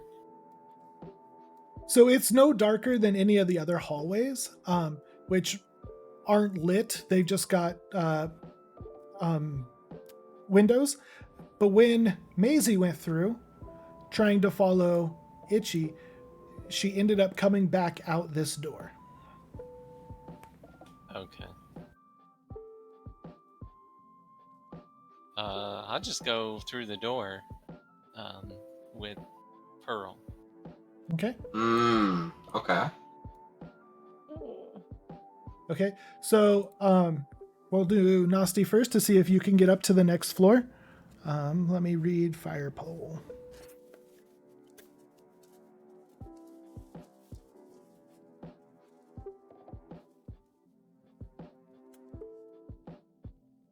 Where is it on my sheet?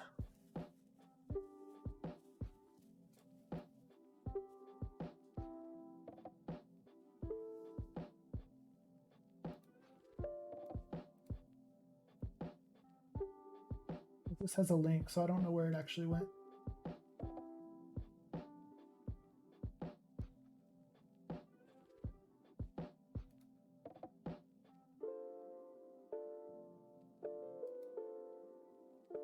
Oh, there it is. Okay. Do a strength athletics check.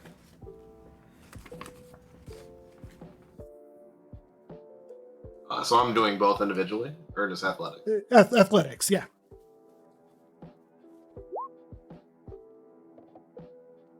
All right. 15 beats it, so you are able to get to the next floor without issue. Maizy, these stairs are built to be climbed. You don't have to make any check. Marsh, you follow Itchy, and do you try to sneak, or do you just walk normally? I don't really think I have any. Well, maybe I have a little bit. You can always try to sneak. Even the worst sneakers can try to sneak.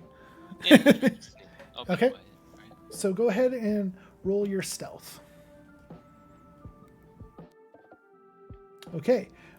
You step on Pearl's foot and she screams.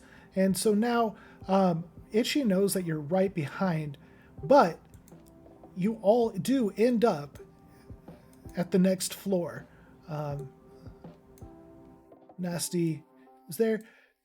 Maizy comes through the window, and Marsh is right there at the doors. With Pearl. Yep. Pearl still likes you. Be my emotional support puppy. All right, so Pearl. you guys are in the conservatory. You guys have chased the little Itchy up here. Okay. So sunlight pours in through wide curved windows that circle the entire room. A cobblestone path winds along a moss-covered floor with three large trees growing directly out of the living stone. Several clusters of spiked golden berries hang heavily from the boughs of the trees in the center of the room, which is covered in leafy vines.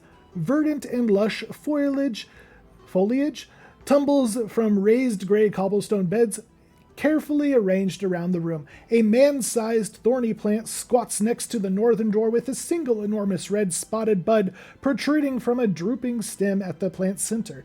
A fireman's pole runs through the holes in the ceiling and floor near the northern end of this room. Dang, it's pretty in here. Yes, it's gorgeous.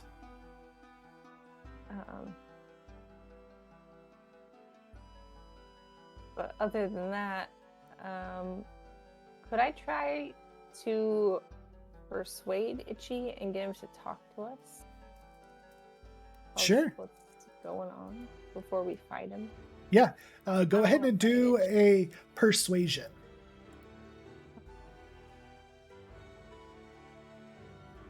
Okay, what do you say to Itchy? Look, buddy, you've been real weird to us all day, and we're just trying to figure out how to make things better for everyone here. But you're gonna have to talk to us. You can't keep screaming at us and then running away and expecting us to read your mind. So Itchy points at you and says, "Not Octavia!" And then he points at Nasti, "Not Marin!"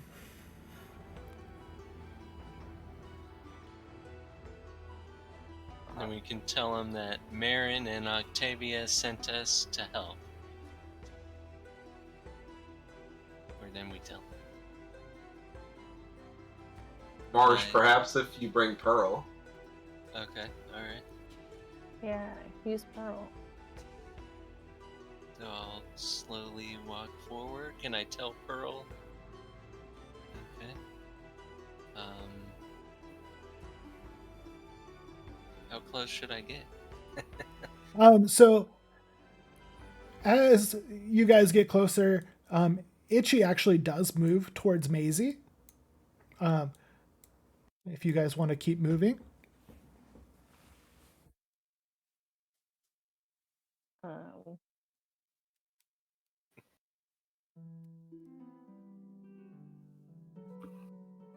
don't know, Maisie. That window's looking awfully close to you right now. Wait, is he coming at me in a mean way or a nice way? So I mean, look at him. He is the nicest looking thing ever, right? He Like just needs cuddled. I don't know. He was throwing explosive pies in our faces. Yeah. Mm-hmm.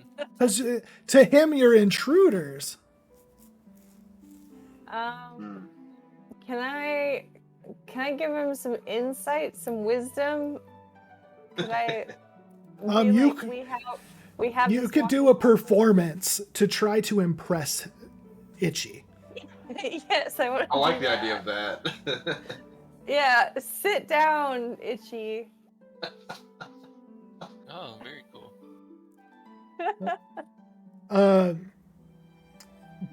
So describe the body movements you use to convince Itchy the homunculus to sit. So, I'm like 9 feet tall because I got these like weird legs. Legs for days. And so I'm gonna like river dance, and it's really beautiful and mesmerizing. And he just is in awe of the way I river dance. So it's really loud. Itchy starts dancing with, and then climbs up onto your horns. Whoa, Itchy. And like takes a seat. You didn't even ask me, but okay.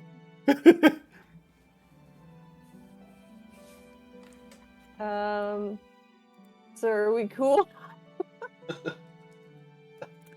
As far as you can tell, Itchy seems okay with you, Maizy. Okay, we're tight. We're good. All right. Can I? No, I think we're good. You okay? You guys okay with Itchy? What do you think? Perhaps He's if over we here, like standing like a statue, like it's on me. Get it off. Perhaps if you present Pearl to Itchy on top of Maisie's head. Yeah, the more the merrier. Just put everyone on my head, and we'll proceed. And I do apologize. I forgot to add the door on this room. There is actually a door. The north. You're right. Oh, I thought there was no door. I was wondering how Pearl's In the gonna get up. description, he said the north there, so True. I just figured it was missing. Arrange them a man-sized from the plants next to the northern door. Yeah, there should be. Okay, I'll walk up to Maizy and Itchy with Pearl. Okay. And pick Pearl up, and hold Pearl, showing Itchy that. So, Itchy just says Pearl stinky. Okay. All right. Whoa, Itchy. In an effort to show. Go ahead. Okay. And tell Itchy we're friendly. So do I need to use persuasion? Go ahead and do a persuasion to convince him that you're friends with Octavia. And it doesn't seem to faze Itchy at all. Okay. In an effort to show camaraderie, I wish to do the same. Okay, go ahead and roll persuasion, convincing Itchy that you know Marin. And same thing. Whoa. It goes in one wing and out the other.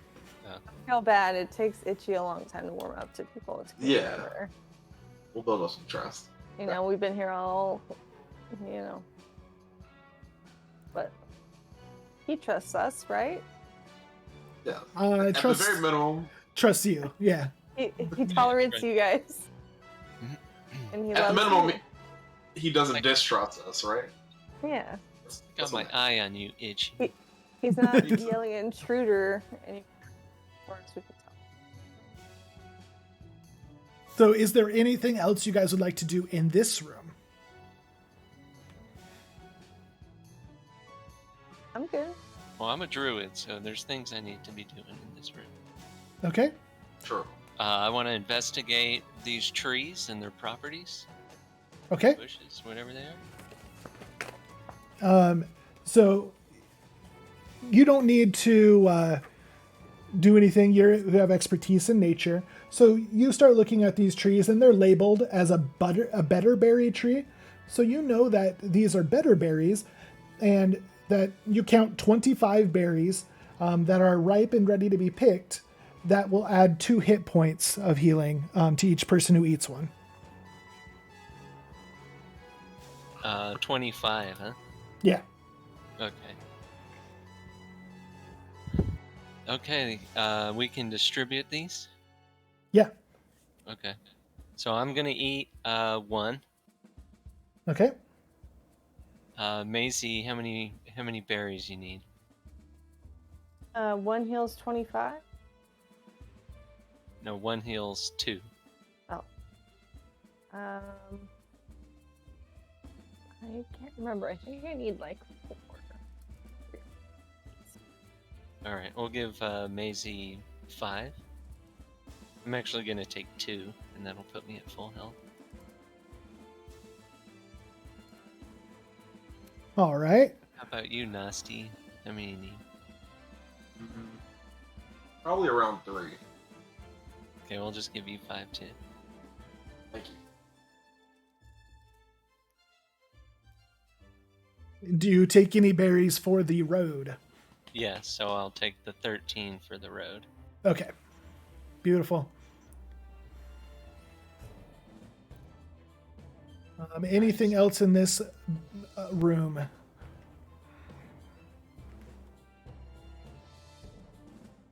I would like to look out the 3 windows that are open. So this building, actually, all of the walls are windows to some degree, and so you can see in any direction. You do look out and you see the oak tree is now a couple stories below you, and the hills to the north and east side, and then the city to the south.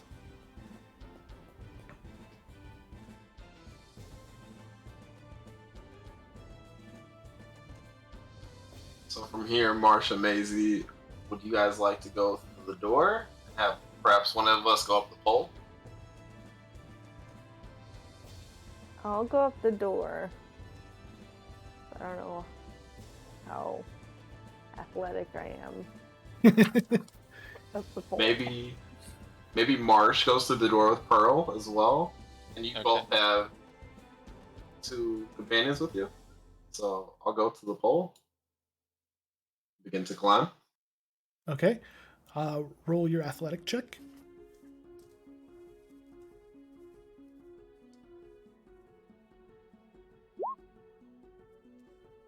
Okay, you succeed, and you are to the next floor.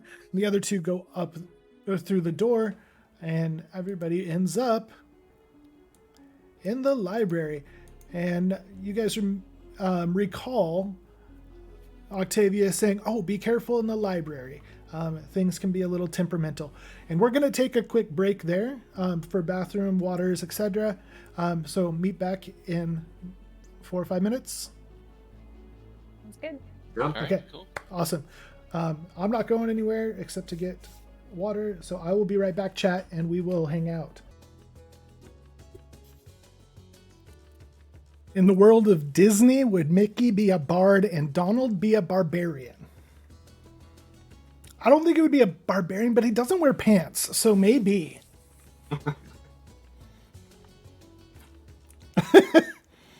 I don't know. That's a rather interesting question. That is a deep.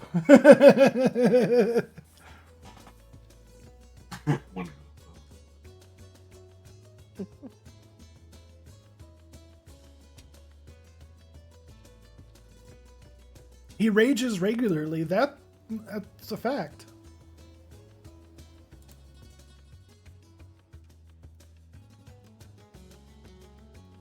Is everybody back? I'm back. Yes. Well, that's everybody. Yes, it is. All right.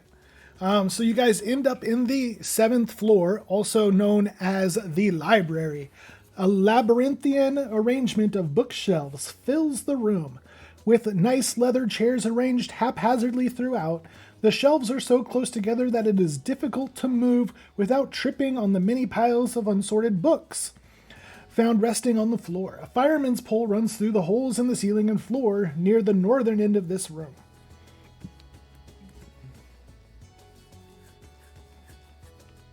Dang. There's a mess in here. Yep. What made the mess? Great question. Katie is back. I'm here. Whose turn? Anybody can go. Oh. Can I do this mirthful leaps to get over some of these piles of books? I think that makes a lot of sense. Right? Okay.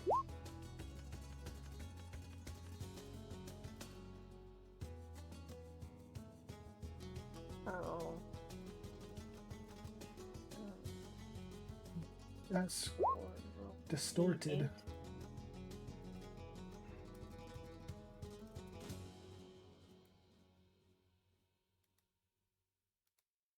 All right, there's what Maizy looks like on the screen. Yeah, she's cute. Cool.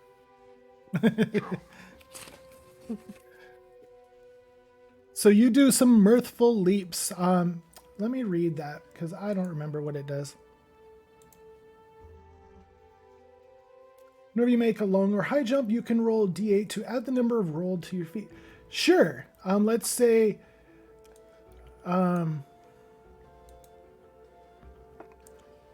Yeah, you want to jump over books, is what you're saying, right? Yeah, to get to the further desk / bookcase. Okay. On the other side of the room. Let's just use it this way. Roll dexterity, and we'll take advantage. So if you, perfect, you jump over, boop, and then boop, and then boop, and get over by this door without disturbing any of the books in the room. Disturbing.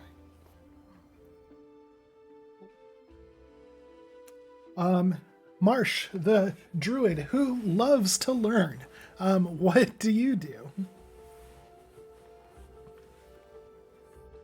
Well, let's see. I need to carefully, trying not to disturb anything, come and look at the titles of the books. Like this one right here. Okay. What is, and I'm also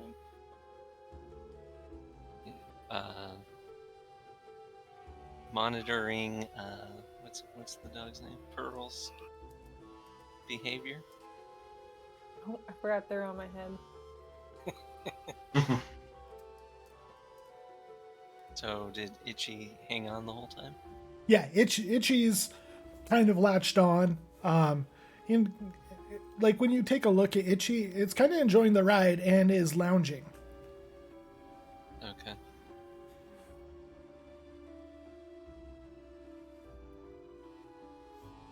And so you read the book that's directly in front of you, and it's a pretty thick book, but it's on how to speak with animals.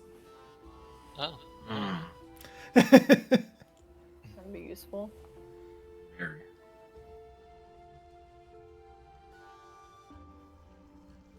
Yeah, let's do the forbidden. I want to pick this book up. I'm going to carefully bend over and pick the book up and try to read it. As soon as you hit the book, a swarm of books circles you and starts doing damage to you. Oh boy. Oh no. So this is what we call a swarm of flying books.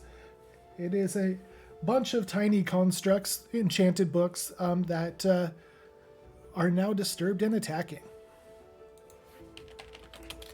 I just had to do it. Just had And they're going to attack. I didn't write this character up because I forgot. So let me see.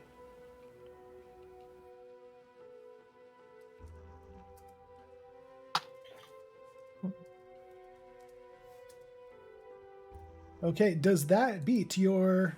I think it meets your AC, huh? I'm at a...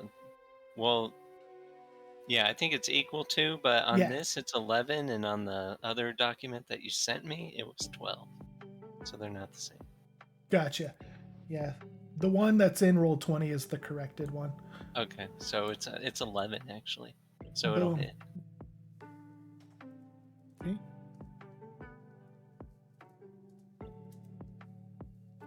Oh, I forgot to roll. Okay, so those books are going to do 7 damage to you, and Jeez. Nasti and Maizy, you guys can respond. Nasti, do. Wait. I think I'm supposed to be over here. How many books are we talking? So it's about 10 to 15 books. So perhaps I can dodge. Mm-hmm.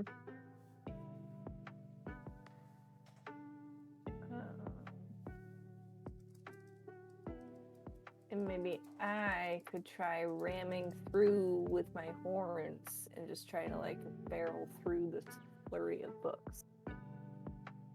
Okay.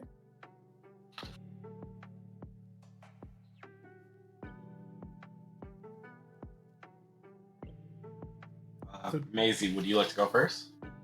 Oh. Yeah, whoever wants to go. Yep. Okay. So 7 does not hit the books. You seem to pass straight through them. Dang. Let's see. And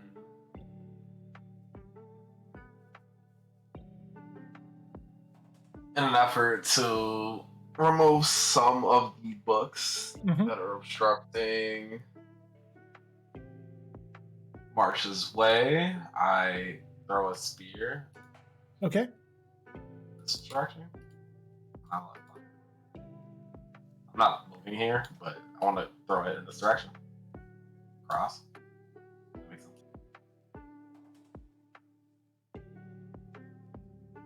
So yeah, you can move That one? 5 squares. 7 does not hit. You guys gotta roll better. Jeez. All right, Marsh, your turn. All right, I'm gonna take out my. They're just swimming. If I move, they're gonna follow. That's a good question. Do I need to do an insight? You wouldn't do an insight on this because it's not a character who's trying to lie or deceive you. Okay.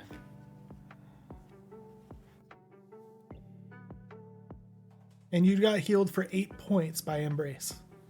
Oh, let's go. Thank you. Nice. Shoot, that puts me. I get extra hit points.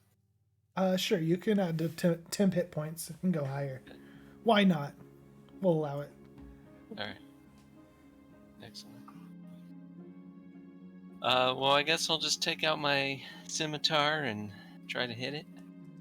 Okay. Crappy roll though.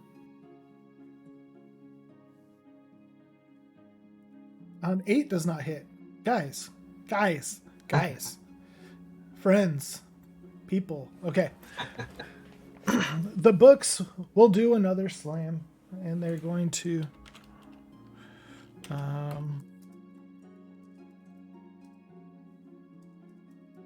think we have berries. in chat. Chat seems to be helping.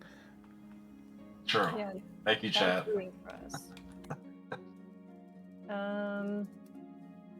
And they do another 5 damage to you, Marsh. All right. Could I try to shoot some of the books with my short bow? Absolutely. Just pew pew pew. Damn it. Oh my gosh, guys. They're so fast and small. That must be it. That's got to be it. They're just moving too quickly around. Yeah. Maizy, is there anything you would like to do to put yourself in a better position for next turn? I would love to get up on this desk. Okay. So you use your movement to move over there, and then your bonus action to climb up. You're pretty decent at climbing, so I'm not going to make you roll. And you will have advantage on your next attack as you're looking down upon the swarm.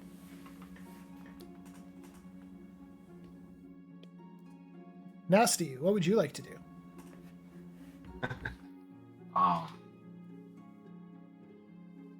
In great anger, I bring out my longbow and Okay.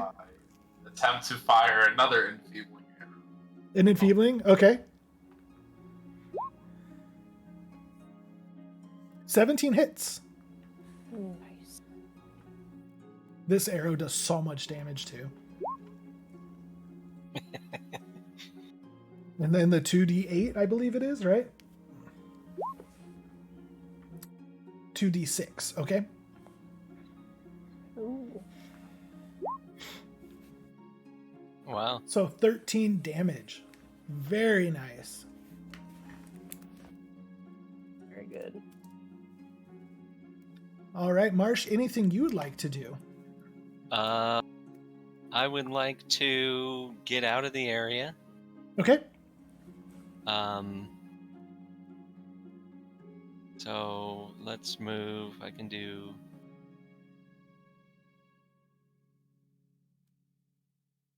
Move over here. Sure. Okay. And do the books follow me? They do not. Okay. So in the area that the books are, I'd like to do spike growth. Okay.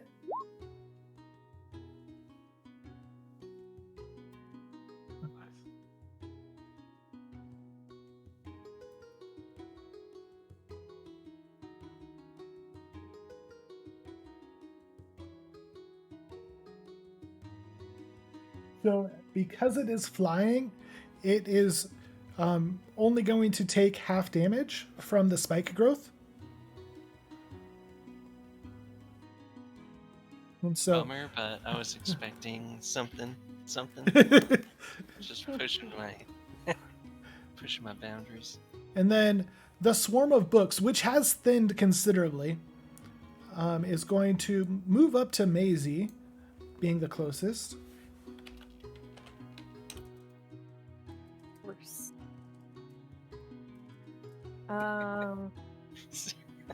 Sorry, Maizy. And 7 does not hit. So you have books flying around you. Not nearly as many as was there, but they are all around you. And I believe it's your turn.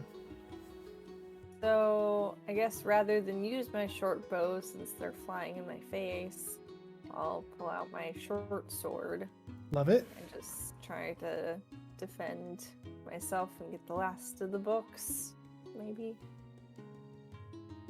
But they're so fast. So fast. They are really fast.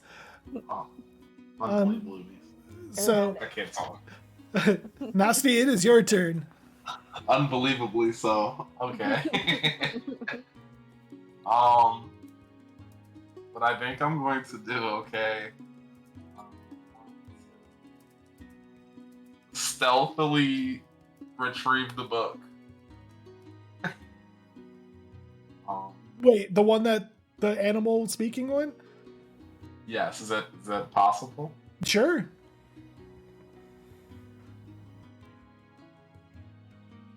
I have to roll for stealth, correct?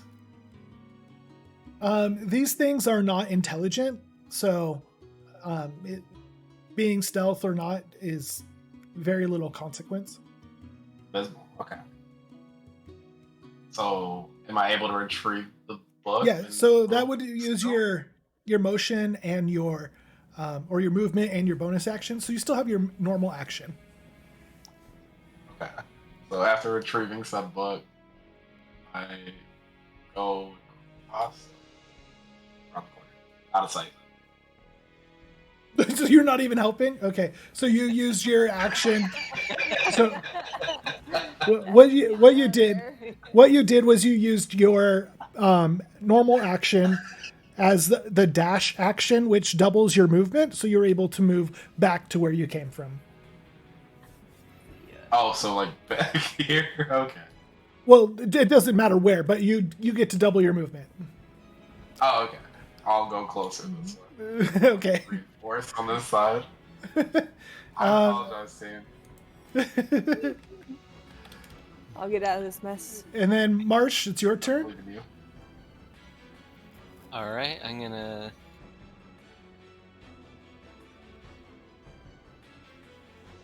We go about here. Oh, well, right, Maizy's over here. So I need to go here.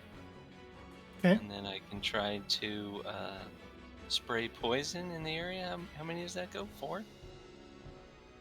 Yeah, like 4 squares. Actually, I think it's 5. No, that's okay. 25 feet. I think it was 15. So 3 squares.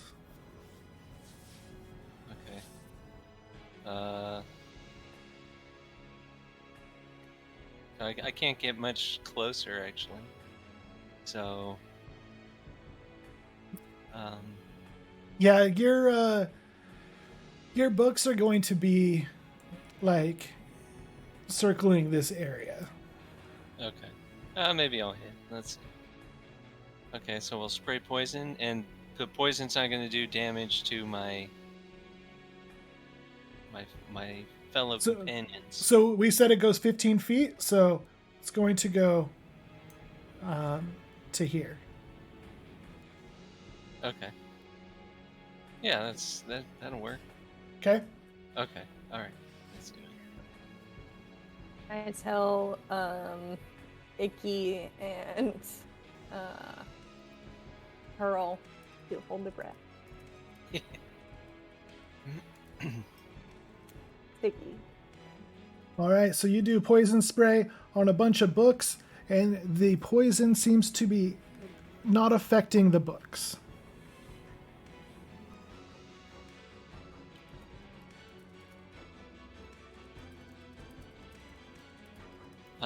Okay. That's pretty much all I can do, right? I moved and I attacked. You have a bonus movement or no? You have a bonus action. Action? Which I don't know if your character has any bonus actions innately. No, I don't think so. It doesn't show anything there. All right. And the books themselves try to damage Maizy and fail. So back to you, back to the top, Maizy. Okay, so I'm like, I got my arms up and I got my horns out. I'm protecting my new friends on my head, you know, trying to figure this out. And then I come up with a cutting action here that I have, Okay. I think. Yep. And I try to get out of there. Yep. You can disengage for Run your bonus away. action. Is that- Could technically flee. Yeah. That's what I'm doing. I'm running away. Okay. The flurry of books. And the poison cloud. The poison didn't reach you, fortunately. So that only took your bonus action. Okay. So you can still do damage. Okay. So I whip around and I pew pew with my short bow. At Nice. the books. Shooting them out of the sky. That works. Go. And then I rolled the damage type. Yep. So you just click the word short bow.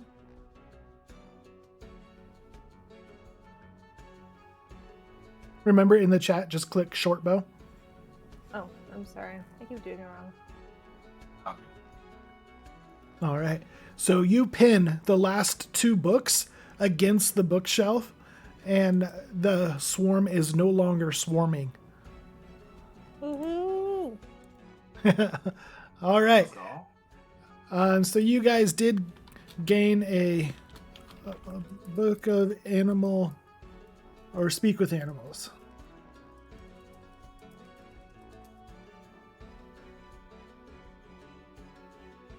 All right. Anything else you guys would like to do in the library?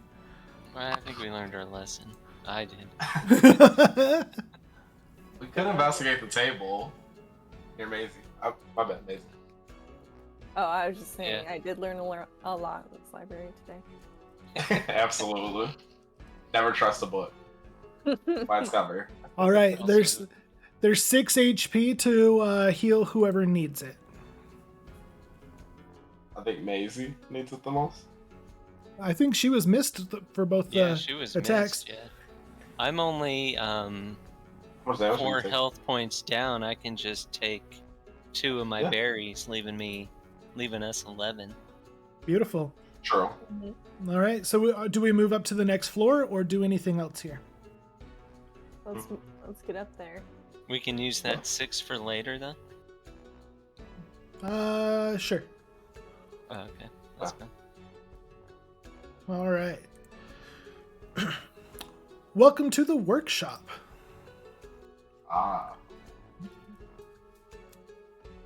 This room is a multi-purpose workshop. Sturdy wooden tables circle the room with armoires filled to the brim with tools and supplies. One half of the room is perfectly neat and tidy, with every object clearly resting in its place. The other half is in complete disarray. If it has an organization system, you can't discern it. A dormant forge smolders in the center of the room, and several weapons rest casually nearby. 2 comfy chairs sit at the back of the room facing one another, with a large pile of yarn balls sprawling across them. A fireman's pole runs through the holes in the ceiling and the floor near the northern end of this room. A painting hangs above the doorway to the upwards stairs.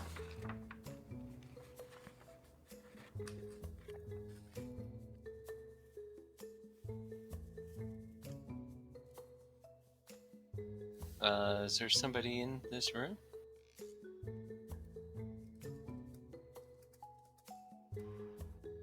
Hello? Is anybody here? Nobody answers back. Oh, I see somebody. What do you see? Part of our group. Oh, I forgot to delete the person who didn't show up. I thought I went back to that. Okay. Let's go. I want to look at this map on this. So various maps of town, and then it's got like instructions on how to forge weapons and things like that. It's pretty standard workshop jargon and notes.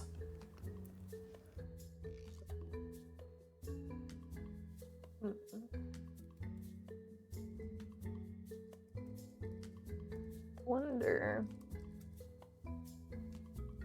Could I? You did gain an axe head earlier. I don't know if you noticed that. I don't think I told you. Wait, who? So, Katie, Maizy did receive a dwarven axe head. It didn't have the base, but in a workshop with a carpenter's tools and a dexterity check, you should be able to put it all together. I'm gonna do that. Okay. All right, here you go, Maizy. Here's my carpenter tools. Have fun. Thank you. Let me just check my dexterity. Beautiful. Oh, So you find like a axe handle that would fit real well, and just you put it in, and it's just like fits like a glove. some of my best work. And so you do have an ornate silvered axe. It doesn't do extra damage unless it is against something that is weak to silvered weapons. It also acts like a magic weapon to things that are immune or resistant to non-magical weapons. Right. That's fancy. That's very Sure. sad. I had time to carve a design in it. Yeah. Is there anything you guys would like to investigate in this room?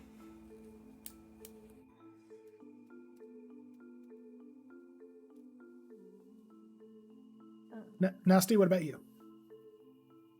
I don't know if I want to necessarily investigate, but I would like to see if I could repair the ladder with the wood that I see close to the door up north. On the pole. Okay. Yeah, go ahead and roll. We'll assume you take the carpenter's tool. And let me read those real quick.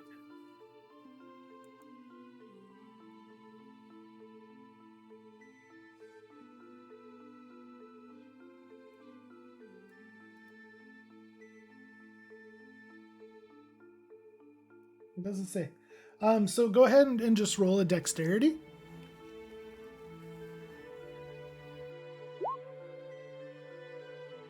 Yeah. You find some wood up here that you can whittle down to fit and make the rungs in the ladder fit perfectly. And so even though that ladder will not fit through the hallways at the front or the north and south parts of the wall, you could potentially use it to get upstairs through instead of climbing the pole. Okay.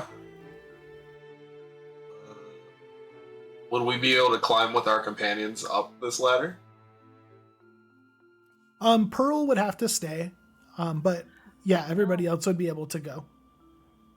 We can't leave Pearl, guys.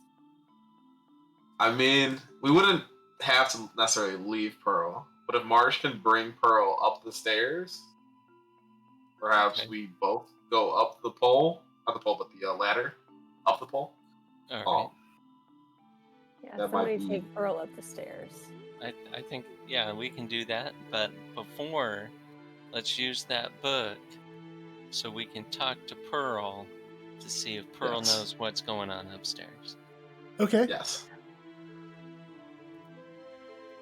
So, Marsh, go ahead and roll an intelligence check.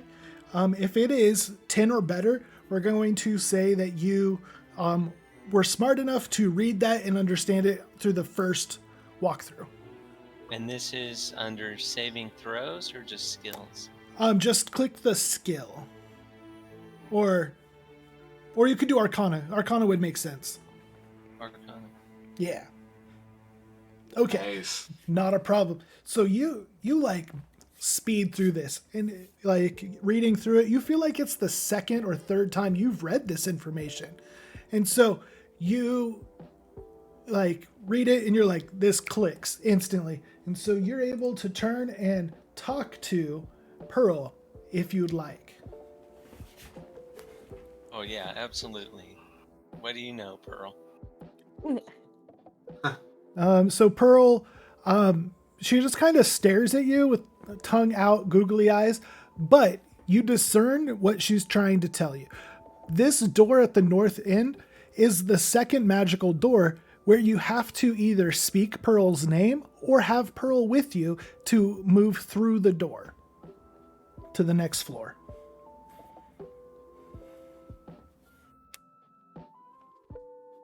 Okay. Perfect. And then let's see if you can do a persuasion check to get more information out of Pearl.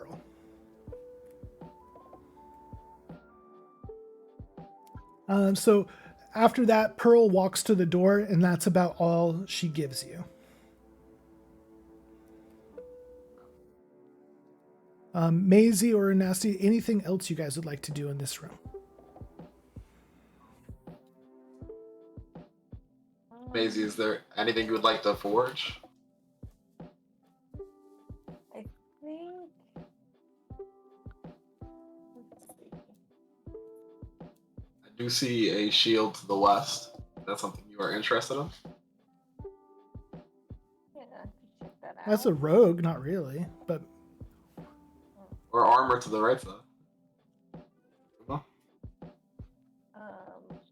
Maybe I can use this eye for detail and just like really take a good look around at all of this like stuff. See if there's anything interesting. Good point. intelligence. So what you do notice is this forge at the center. It's not currently lit, and you do notice that there are powdered trails going from the forge to this armoire. Hmm. We should check out that armoire. Okay. So you open the armoire, and it is just a ladder. Oh, we have another ladder. This ladder is stuck to the wall. It cannot be moved. Does this ladder lead somewhere? It might. I think we should go up this. Me and Stinky will go up this ladder. Okay. Quick question though. Are we Yeah. allowed to bring a ladder up a ladder? Great question. If you really wanted to, I guess. I don't think it would fit very well. Where's your token?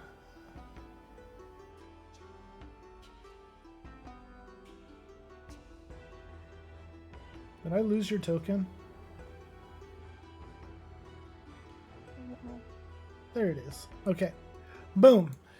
So you end up in a what they call a pocket room. It's a place that is not actually on the material plane. You entered through more or less a portal, and you are now in the pocket room. They call it the pocket powder room because this room has gunpowder or powder that they use in the forge. A ladder runs straight through the center of the floor and ceiling in this room, which appears to be lit with pink and blue ethereal lights. The room itself is filled with barrels, shelves, and other sundries. An acrid smell hangs in the air here, and everything is covered in a thin layer of iridescent dust.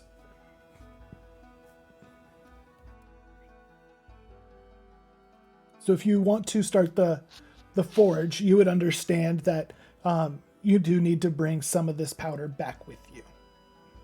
Okay, can I gather up some of this powder then? All right. So you take it with you, and you're able to go back to the workshop.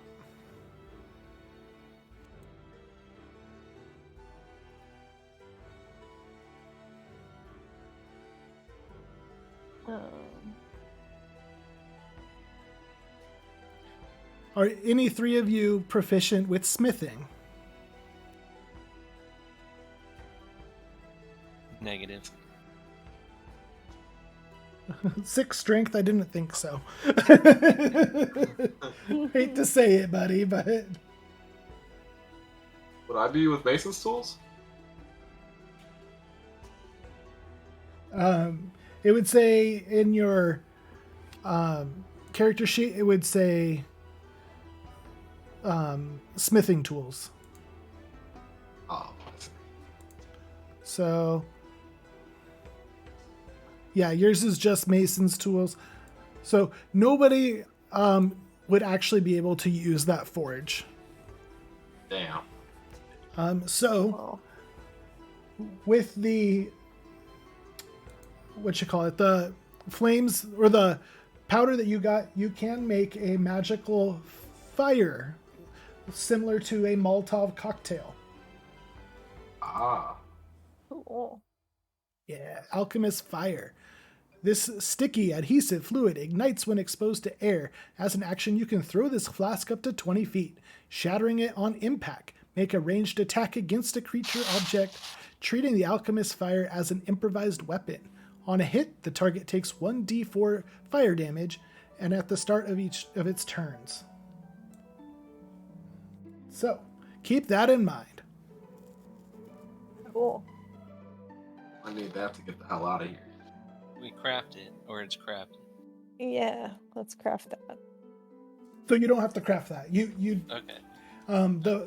What you picked up out of the powder room, that's what you have. And you have, let's see. This is how many you have. You have 4 of them total. Let's go. All right. Anything else you guys would like to do in the workshop?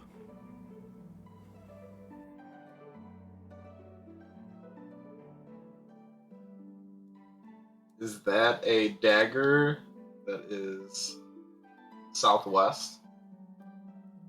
Or is that a sword? It's a short sword. Short sword. Maizy, would you be interested in having a short sword? Is it better than the one I already have? Yeah, you already have a short sword. Would stats be the same? Or can you inspect to see? I don't know how that works.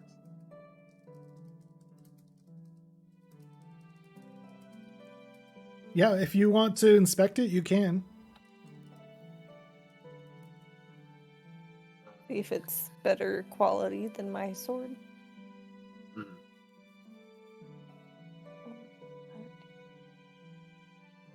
Might have special properties. So as you touch it, it does become animated, and it is a flying sword. Oh no. No. I mean, Just had to touch things. We didn't learn anything from the library, did we? We didn't learn anything. so, Marsh, you are surrounded by 2 flying swords from where you are currently at. And I don't have a good sorry, item Marsh. for sword. I am useless against... Well, no, I should be okay against metal, maybe. I can attack metal. Okay. True. I can That's do true. this, finally. Okay. 1 sword here, 1 sword here. Yes, they're O's. I don't have a token for it. Oh no. Okay, alright. So Maisy's more in danger, but they're swinging around me. They're swinging around both of you, yeah. So this one towards the bottom. So as soon as Maizy reaches out, that one's going to swing. Then we'll do the 3 players, and then the other one will swing.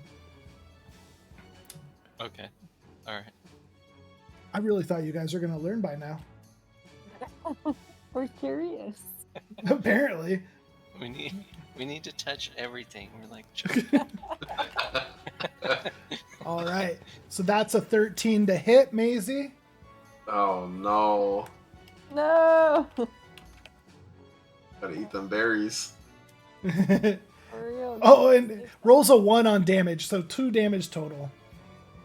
Macy's a beast. She Right? cannot be killed. She cannot be hurt. Berry, I'm the tank today. honestly. Rogue tank. Let's see. Can I even defend myself against a flying sword?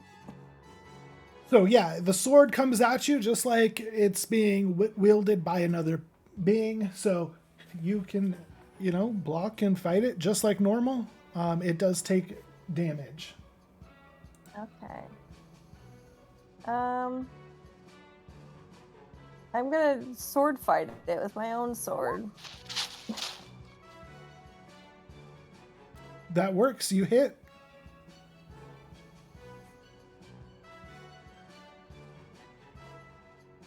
Knock it back, and then I'm gonna dash across the room so I'm not so close to it. Okay. Go ahead and roll damage. Click on your short sword.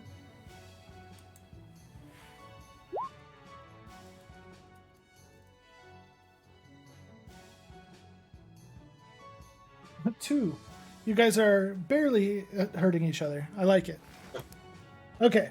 Shabby. So this O takes 2.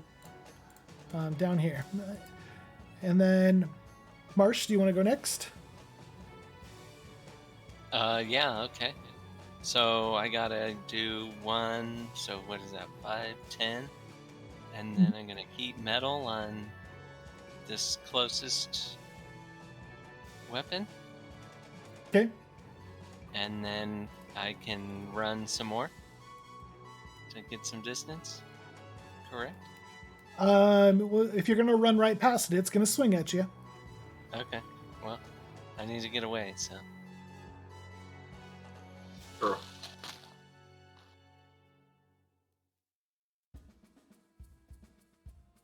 So 8 damage to the other one. Nice. And a sword cannot drop itself, so it doesn't take any extra damage. So Nasti.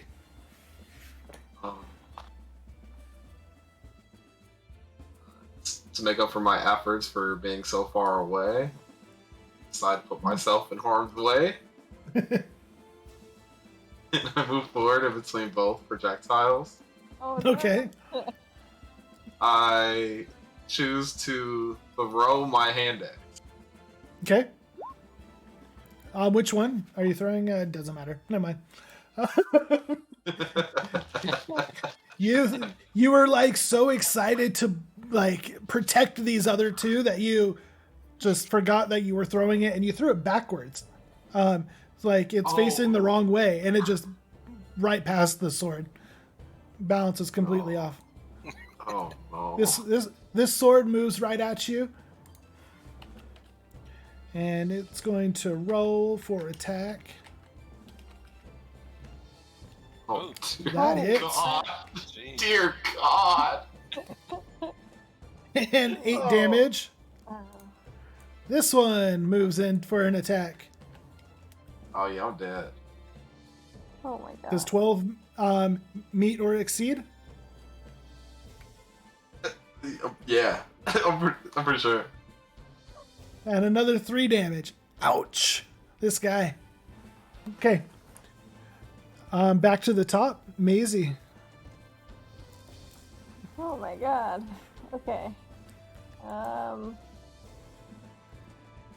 We're gonna. Can I shoot both of these swords from? You want to shoot both of them?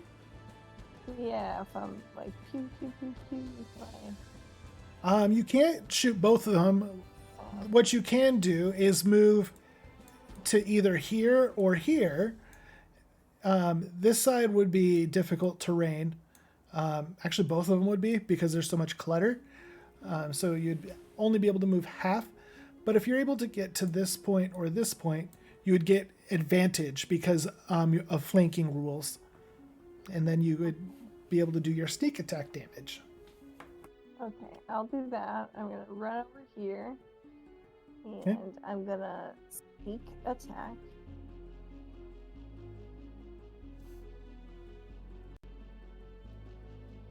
Okay. Did I roll my weapon? Nope, you just casted sneak attack. But you don't have to cast it. We just understand. Okay. So, like, whatever weapon you want to use, you'll roll that now. Oh, sorry.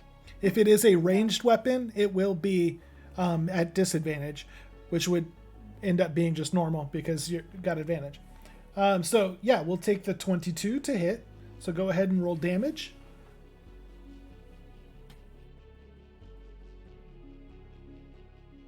Okay, and roll the 1d6 to go with it.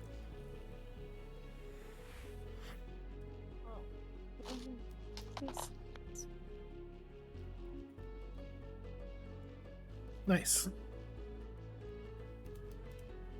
8. Let's see. So that one does fall back to the ground, being completely still. So Marsh and then Nasti.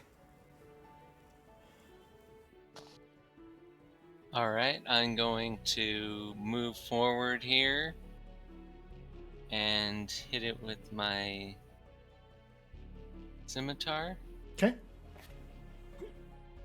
and then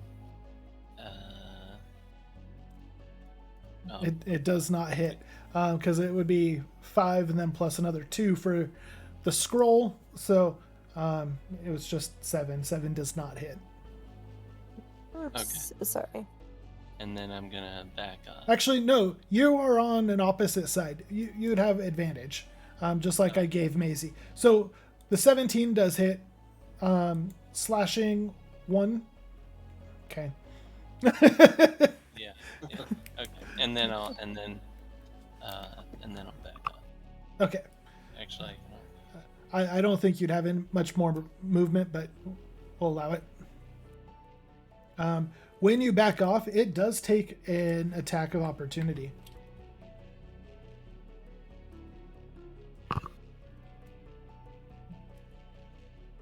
So as you back away, it takes a swing at you and does 5 damage. And then it immediately turns to Nasti and does 4 damage. Okay. Ouch. Actually, no, Nasti, you're going first. My bad. I'm sorry I butted in. Okay.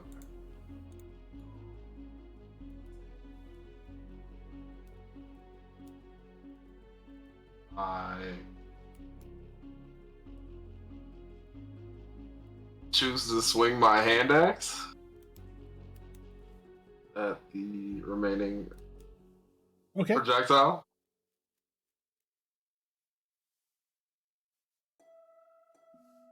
So Marsh is no longer flanking with you, so it's going to be the 9, and that is a miss. So now it'll attack you, and a 9 will miss. Maizy, go ahead and finish this guy off. Wait, phrasing, sorry. Okay. So I'm gonna dash around here, trying to avoid stepping on too much clutter. And I'm gonna try to just stab the sword as many times with this dagger. Okay. So you would get the sneak attack.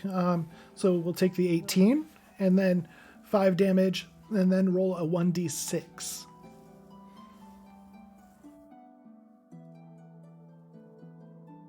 Nice. Not bad at all. So that is enough to knock it to the ground, and now that short sword is no longer attacking.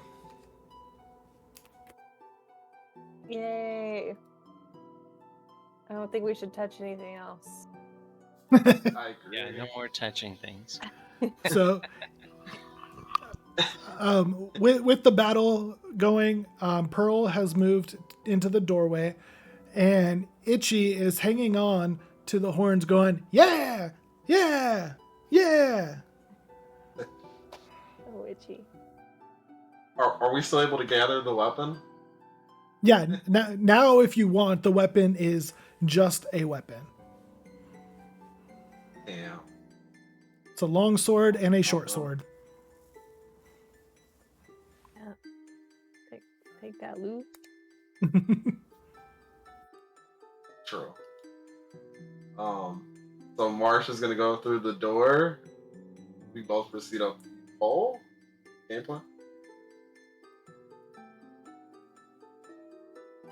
Is that how you guys want to go upstairs? Yeah, let's do it. Okay.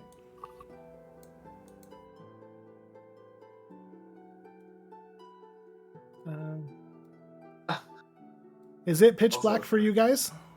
Yes. Okay.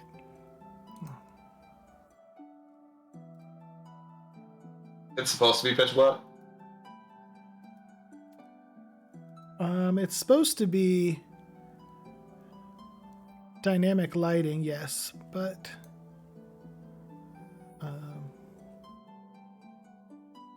okay, so you guys enter this room and you're not able to see much. What's happened is it's covered in smoke, and it is a very, very acrid smoke. And for every little bit that you stay in here, you can feel that it is affecting you negatively. And this is what the description is. Foul-smelling green smoke burns your nostrils as you approach this room's entrance. The room is filled with it, to the point that you can only make out vague shapes a few feet in front of you. So let me...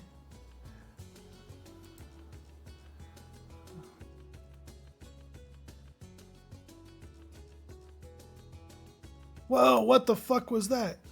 Okay.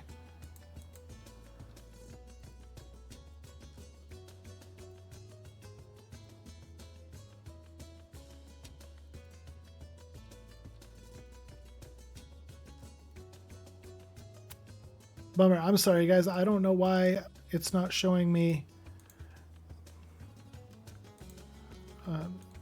There. Okay. Okay. So you guys can see about 5 feet in each direction. Right. I still can't see. I clicked on my screen and then it lit up.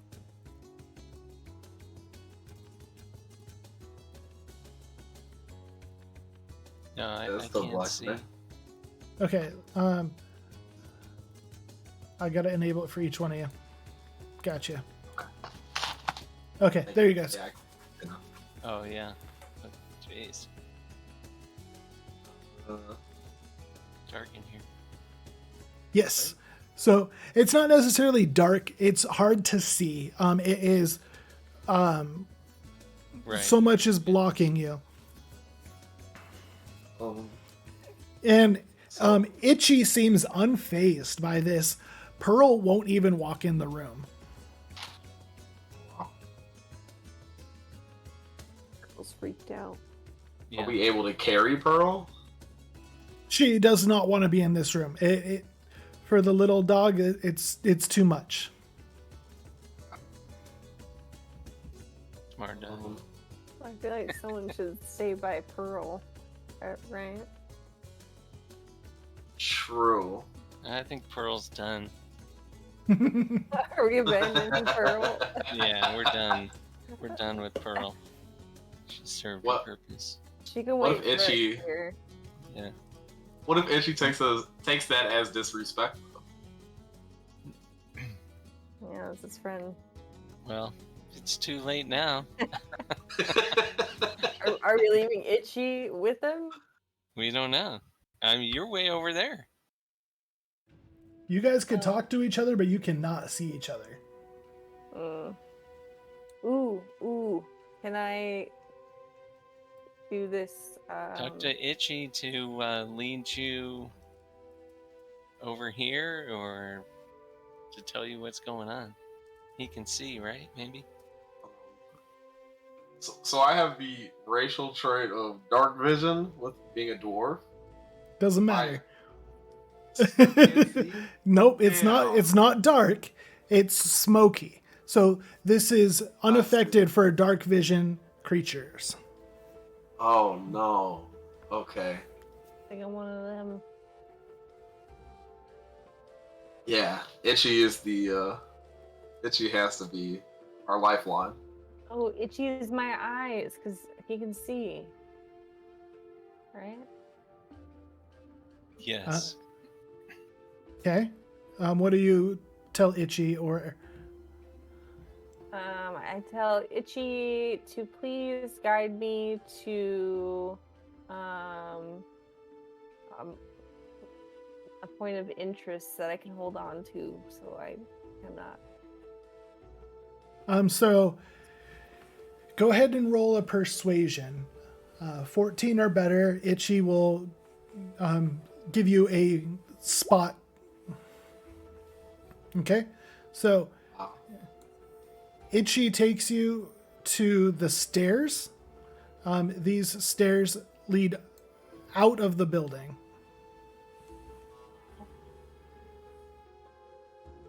Wow. Should I go on up? Or do you guys want to try to meet me in the middle here? What I perceive. Follow my voice. Follow my voice. Okay. But the stairs go out, so we need to figure out what's going on in the room. Yeah. Yeah, let's follow her voice and Okay. group up. And then before things get too crazy, I think Nasti needs to take our group health potion that we had, the +6. +6. Because he was hurt. I don't know what you're at. Yeah, we should have taken a break, huh? Yeah. Okay, each of you need to take 1 damage from being in the smoke. Oh. Wow. Oh, man.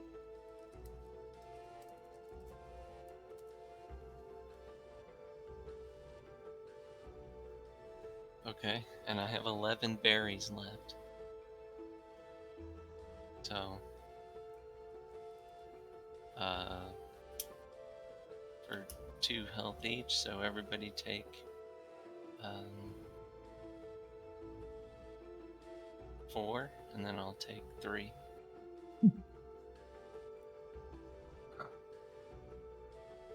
And then no more berries. Oh, you gotta get out of this smoke. Indeed. So should we ascend? So you guys go upstairs? I don't know. Oh, it goes up? It doesn't... Yeah, it's a spiral staircase that goes up into a hole, like what do you call it? Trapdoor in the ceiling. Oh, okay. Yeah, let's go up. Yeah, I thought it exited the building. Okay. Yeah, let's go up. All right. You guys get to the top. It is still covered in smoke and still affecting you guys. It is billowing over the walls on the top, and you can't see, except for you can tell that it is not being produced up here. Dang.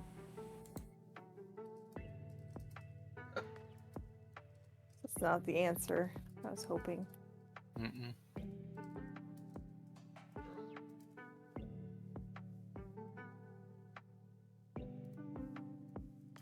Is it a good time to call right now to figure out what's generating this smoke? Yeah. I Okay. think so. Feels like a halfway point.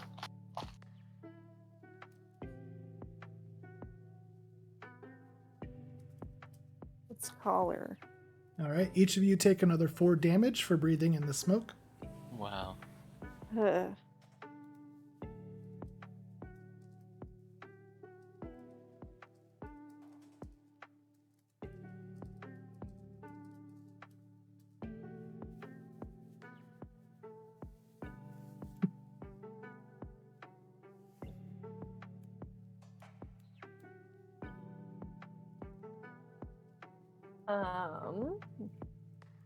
Well, maybe we should go back downstairs and poke around that room more to see if there's a source of this So, smoke. did you call out to her? Is that the plan? Because you can. Oh, I thought she didn't answer. Yeah. Oh, let's call no. her. So it's not like a phone. You send a message, and she will reply to that message. Oh. So fit as much information as you can in one concise message.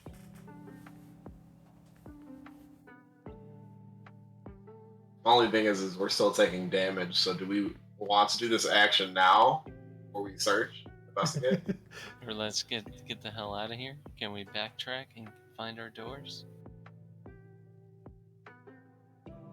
You Get guys out can of we look try. out? Yeah. Can we Do we take look out the the fire telescope? pole down 1 level? Yeah. So the fire pole's not in this room, but you guys could potentially find it on the floor below. Okay. Yeah, let's try that. All right. Let's go back down and take the fire pole down 1 level. You got it. And then we'll send Alright. an email to Octavia. Everybody navigate to the pole.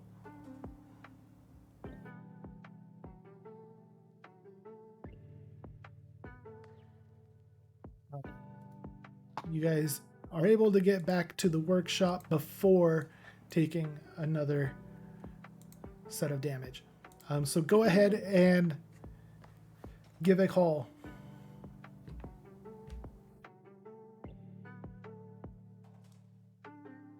What do you guys like to say in our message? I think what we should say is we're on the 9th floor, and the heavy green smoke is toxic of some sort. It is not good. Do you know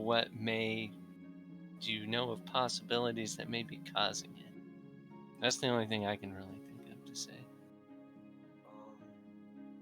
Do we mention the mimics and everything else as well? Anything that we've encountered along the way? Yes, it's been very dangerous, and we would appreciate her help. Okay. So how could So Maizy, how do you word it to Octavia?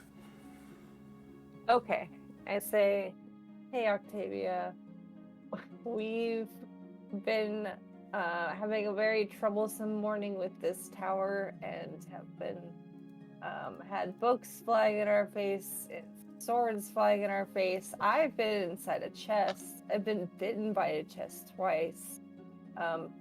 And we would really appreciate your help regarding the smoke on the 9th floor and where it might be coming from.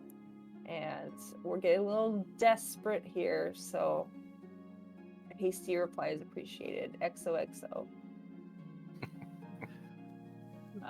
So she replies, "Oh yeah, almost everything in our home is enchanted. We are 2 enchantresses. And for things on the 9th floor, that's our laboratory. We don't enchant a whole lot up there, but if you find the source of the smoke, go ahead and break that item. I have an idea what it is, but I don't know where Itchy has moved it." Gotta ask Itchy. Sure. All right. Let's ask Itchy what is causing the smoke. And possibly could guide us to it to make it settle down. Should we try that? Sure. I think so. Yes, absolutely. So Maizy, wait. he only listens to you. So Sure. Oh. And I got Yeah, this. because he's not an animal. He's convinced that you're friends. Can I use that fan I picked up to like blow away some smoke from my face? You could, yes. Oh. Well, I'm gonna shimmy back up that pole and try this again then. Okay, you do have a ladder, so you do not need to make a check. Okay. I'm gonna use the ladder. Were you watching stream? No. Okay, good. Because we may have been talking about a fan.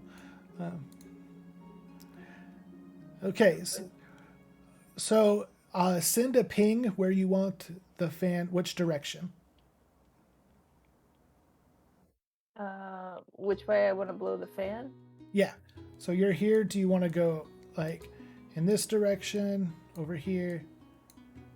I'll go to the bottom left. This Past one? the stairs. Yeah. Okay. Whoa. And then can I persuade Sticky? Just tell me where the stuff is that's causing issues. Yeah. What happens if I do that? Okay, so you open up this area. I don't know how that looks on your screen, but That's pretty neat.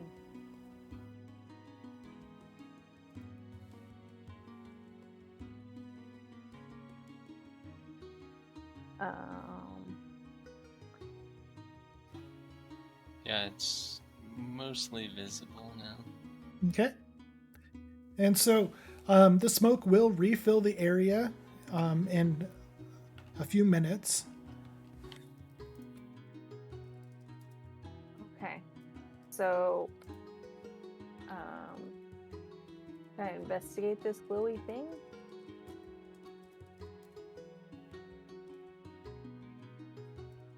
Probably the best course of action. So you're going to investigate that? Yeah. Go for it. So it looks like it is a jar full of like different types of plants like lichen and mushrooms and things. But it's completely sealed. It's like a terrarium, you know. Everything that's going on in it is going on the inside of that. It's not being affected by the smoke, and it's not emitting any smoke either. Wow. All right.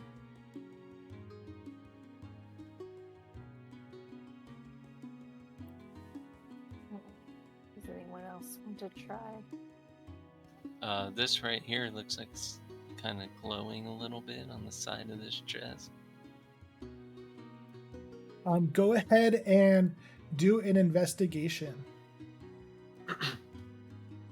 So Marsh, as you lower yourself down by this, you just notice this thing is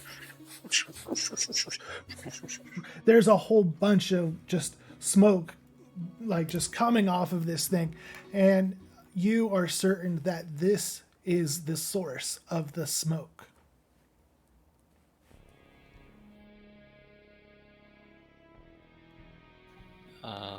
Okay, I think we should smash this. What do you guys think? I agree. Yeah, let's cut it off or something.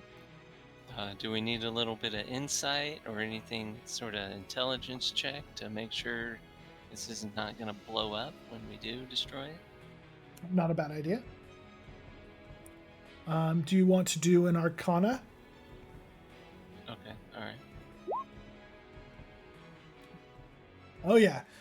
So this type of machine is called a Vinifumus Machina. It is the source of the poisonous smoke, and it does not explode when you break them, but they are very much it's a common thing for enchanters to practice. setting up a magical vase that just never stops pluming smoke. All right. Okay.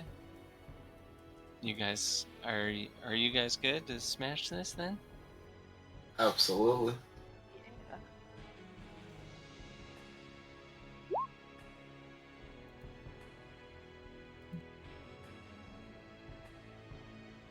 So it does not, it does not dodge, just roll damage. Oh wow. Great. Good job. That was too perfect. But you did do 2 damage. You've got the specialty sword. Okay. Okay. All right. So as Marsh swings his scimitar and hits it with the flat side of the blade, knocks it over, then we've got Maizy, who just takes the dagger and stabs it. The thing stops smoking.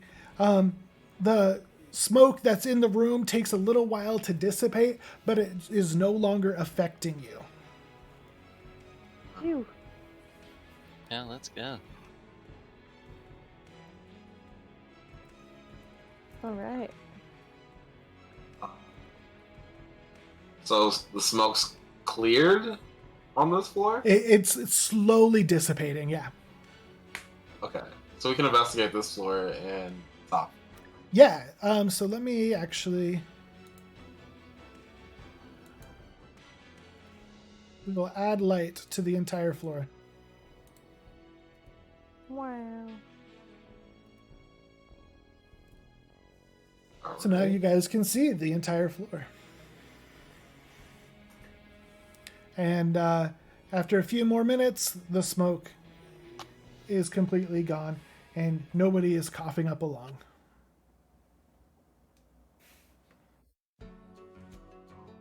Well, should right. we grab the dog who's been waiting in the doorway? Okay. All right. Well, True. will Pearl come out? Yeah, when you call for Pearl that looks awfully like a Wookiee pops up. Where's my Wookiee?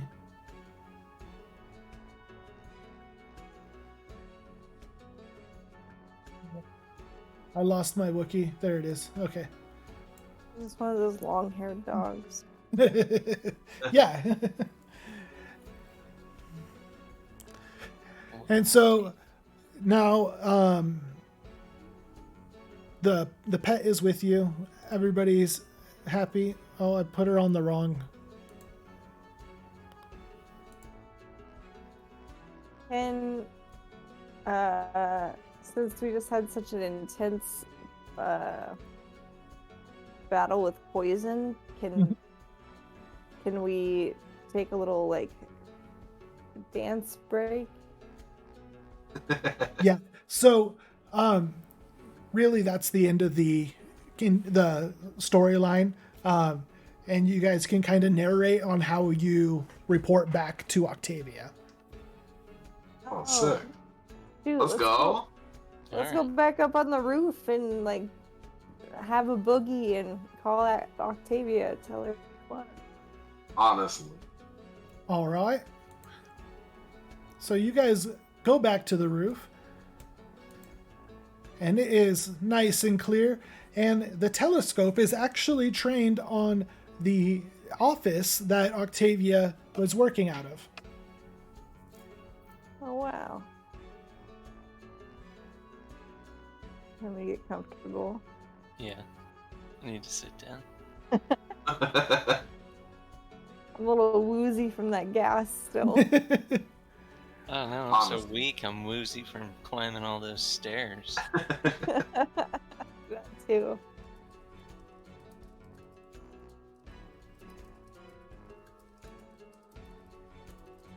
All right. So, Maizy, you've got one more sending spell that you can use. Go ahead and send it. It's my sending spell. What would I roll for that? So you roll. You don't roll for anything. You just use the spell. It's part of the ring. Oh. Yeah. So yeah, I'm using my sending spell. I say, "Hi, Octavia. Your last message was super duper helpful. We found the floor with the smoke, and we really damaged it, and then it was fixed, and all was well. Really hope that you're doing well. We miss you. Your tower's fine now. Do you have any snacks stashed somewhere so that we can party? Thank you." So Nasti, while you're looking through the telescope, you see Octavia and Marin go to their telescope and look at you and wave. And she says, "Yeah, bottom cupboard in the dining room. Have all the snacks you'd like." Oh, bet. We lit. Let's go. Yeah. You guys ready to go? I'm ready. Yeah.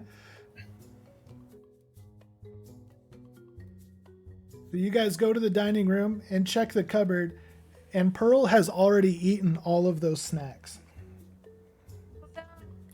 Pearl's gonna explode?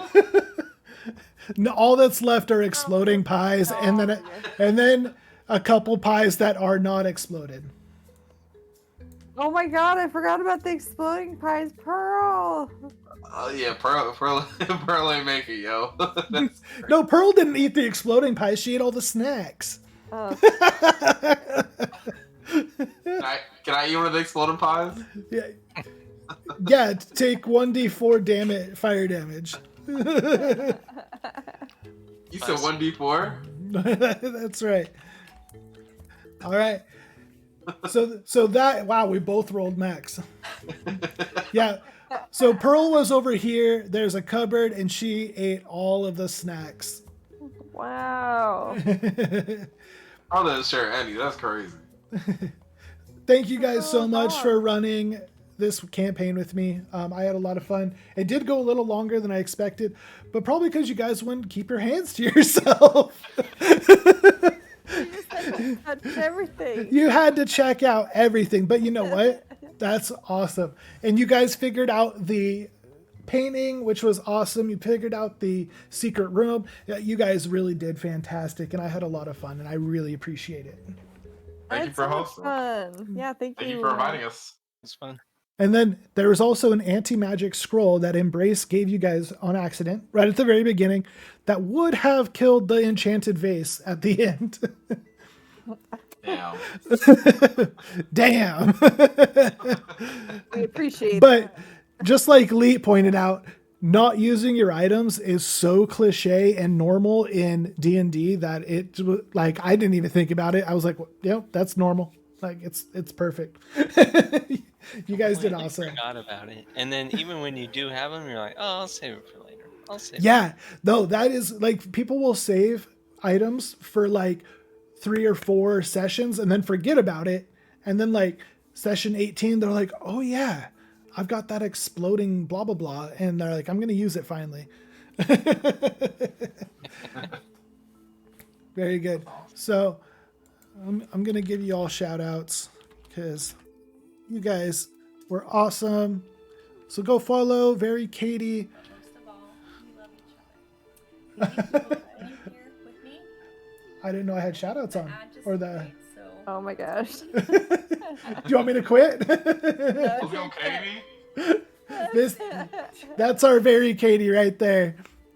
Hit me. we love our bread, we love our butter, but most of all, we love each other. Oh my god. Had to get that out. A little shouty for kill shot. And Pampers is just such a fucking wild concept. I would prefer not to be called Pampers. I'd prefer not to be called Caca. I prefer not to be called Poop. Poop, poop, pee, pee. You see? Fern, you're just like D. That's what D was writing. I still don't know the context of this one, but that's okay. I don't even want to know at this point. I just want to like listen to it and laugh every time. I can't play the game. I can't live Thank you, my Killshot life. Hollow, for the gifted to the And community. Doobie's back.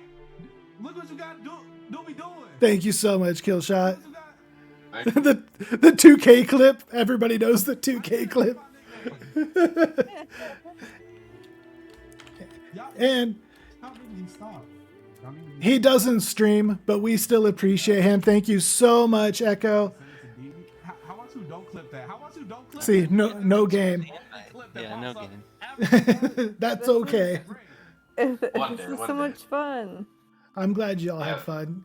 And A lot of fun. chat was awesome. Thank you guys for hanging. I had a lot of fun. So I will probably have to do another one of these in the next couple months, probably like Christmas break or something, because I had a lot of fun, but I put a shit ton of work into this thing. Like, shows. you guys didn't really see much on stream, or on like the players didn't see much on stream, but I had shout outs for like all of the characters. Oh wow, that's pretty cool. Not for Octavia apparently, but Maizy. I can't even spell Maizy. Yeah. And you guys all did fantastic. No Pearl. Pearl just gets dog.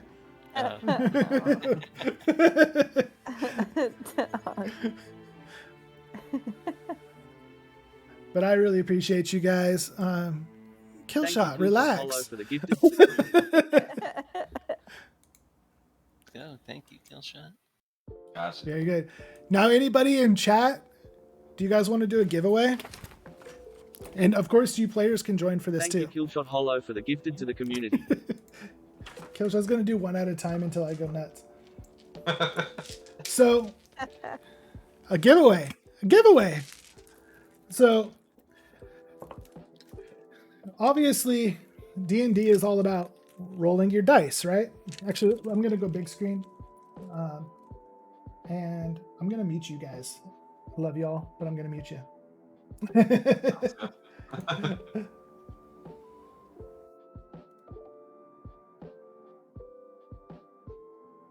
I didn't want to do that. Just Stefan.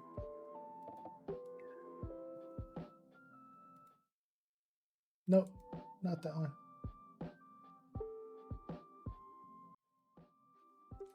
Okay, so D&D is all about dice. What I'm going to do is give away dice bags. My lovely wife has made about 30 of these. So I'm going to give away a pair of dice bags to somebody. So let me get the giveaway set up and we'll go ahead and do that.